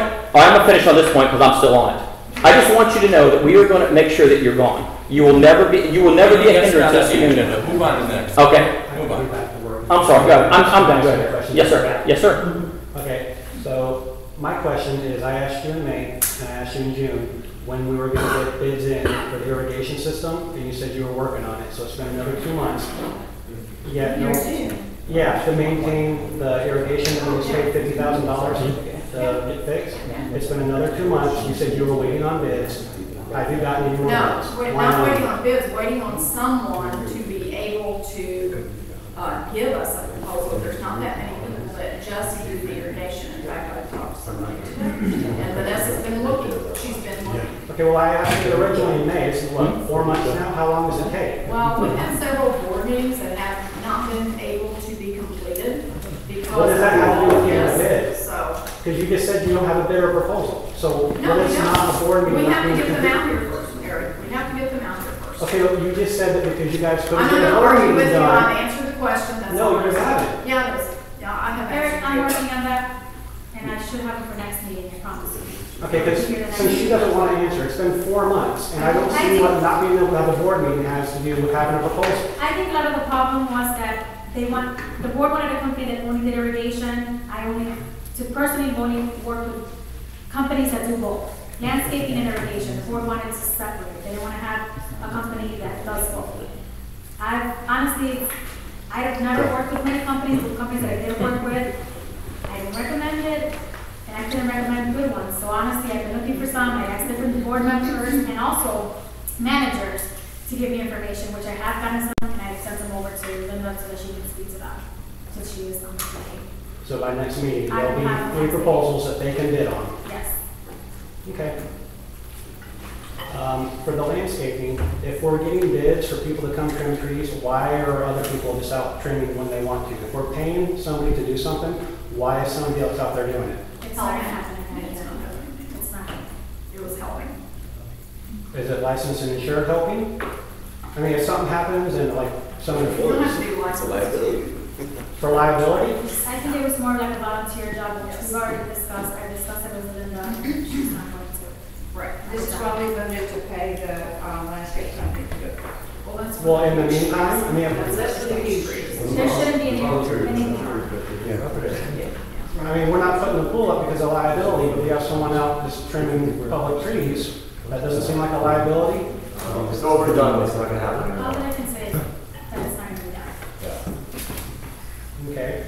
Now, as far as not electing the board people, how can you actually say that with a straight face? Because all of you sat there, you and the 2 gentlemen over here, when Paulette got elected, it was in March. There was an election coming up in April, and you guys pushed and pushed and pushed and wouldn't want to wait because you had to appoint somebody right now. And then you were trying to get people appointed in April for the extra 2 spots.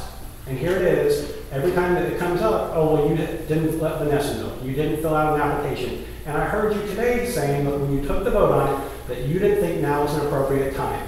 So how is that, you're saying, oh, well, it's in the documents, it's in the documents. She's saying, oh, well, it's not the appropriate time, which basically translates into you don't like the 2 people that applied for it. Can I just add just for that? Because I think that was always a confusion, and even when Don got on the board, I kind of argued with him about that, because I kept telling him, no, the developer did create pass the amendment to give the board the right to increase or decrease the board.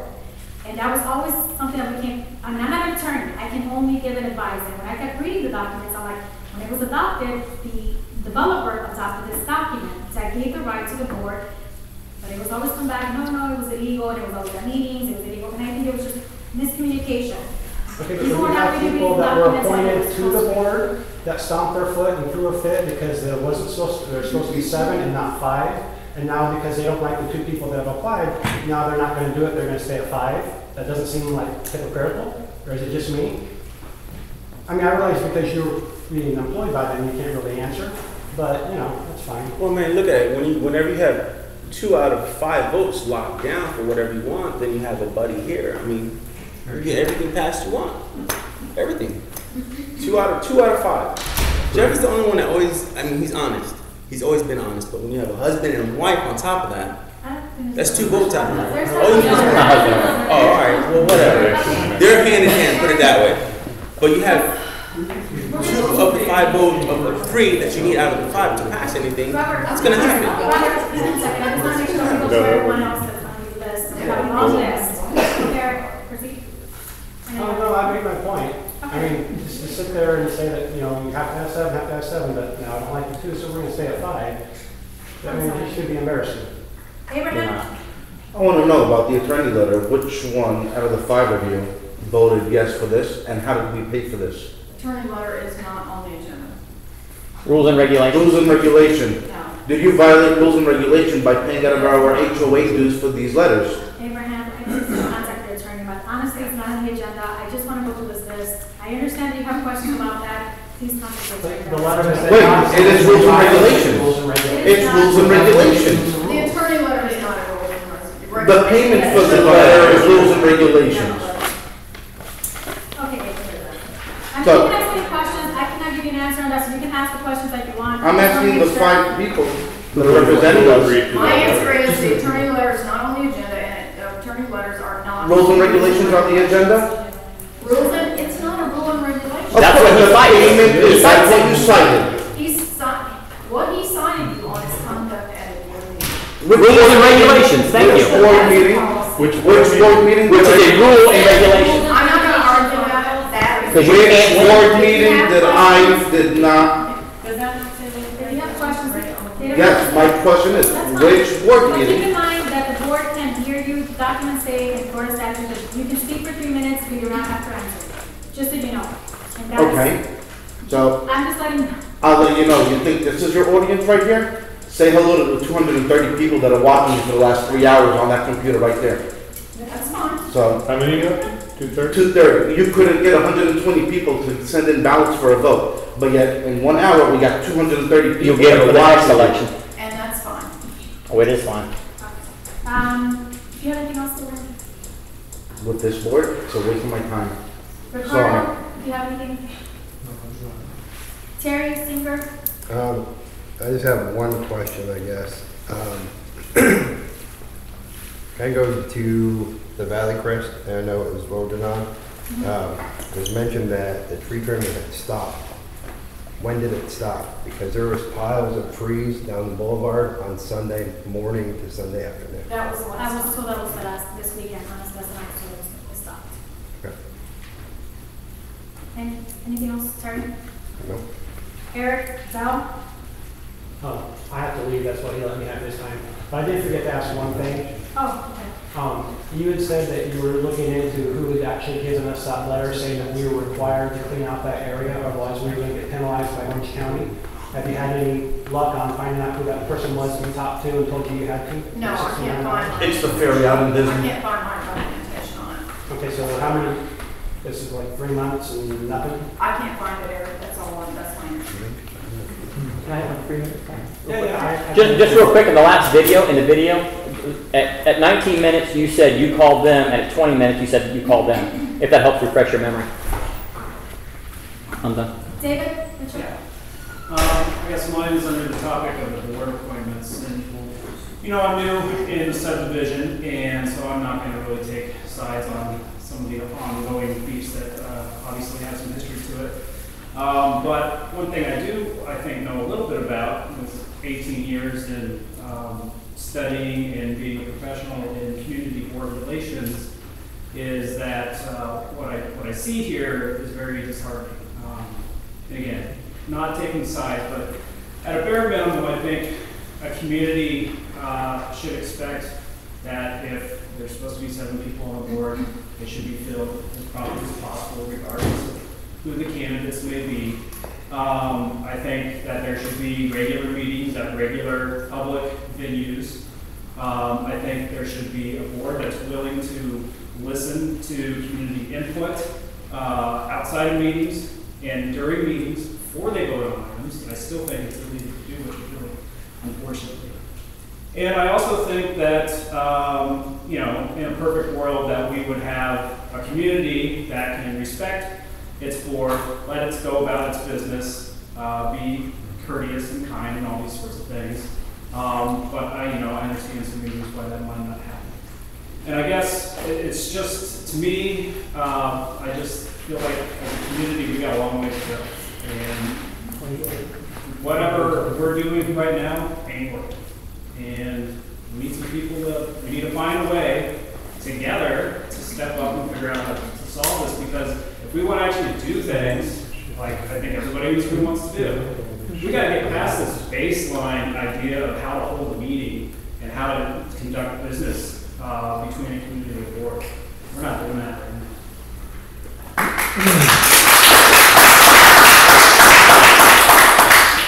Eric Robinson?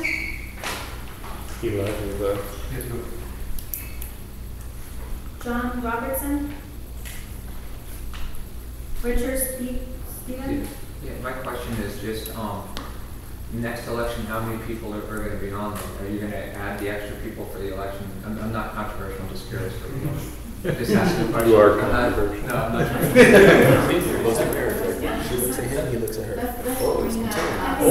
They are married, they're on the board. It will be seven. So you just made So the election will be for seven seats. Because a lot of residents did not want more people appointed to the board. They wanted to get more money. Right. So I'm not going to argue with your reasoning, I just wanted to see how it 2 months ago, I had a conversation. So basically, then there will be there'll be 7 actual positions in it.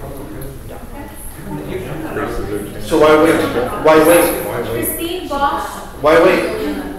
That wasn't the question, I was just asking. Is it Buffington? No, I have you under. I'm Christina Who? I'm sorry. Okay, it's just, I've got confused a couple times. Is he streaming live? I really just wanted to address the landscaping that was going on in the middle of the road, that since the board has assured us that it's not going to happen, I'm not going to beat a dead horse. But Ms. Suddick, you brought up a comment during the meeting about the fencing. And I have concerns that the conservation area was, in my opinion, raised. The fencing going between us and bid flow, whatever can keep people out. You stated that you're trying to do what you can, but people are still complaining. I just want everybody in the board to be aware that since that conservation area has gone down, and since people are crossing over, the crime rate has gone up. And I myself am a victim of burglary. I had somebody attempt to break into my home, they got in my patio, they tried to pry open my door as I sleep. I live alone. I could be dead for days. Nobody would know. So I just want to express to you, Linda, that is why I'm complaining. When did the burglary? I don't know. No, I mean, when it happened. I mean, when did somebody try to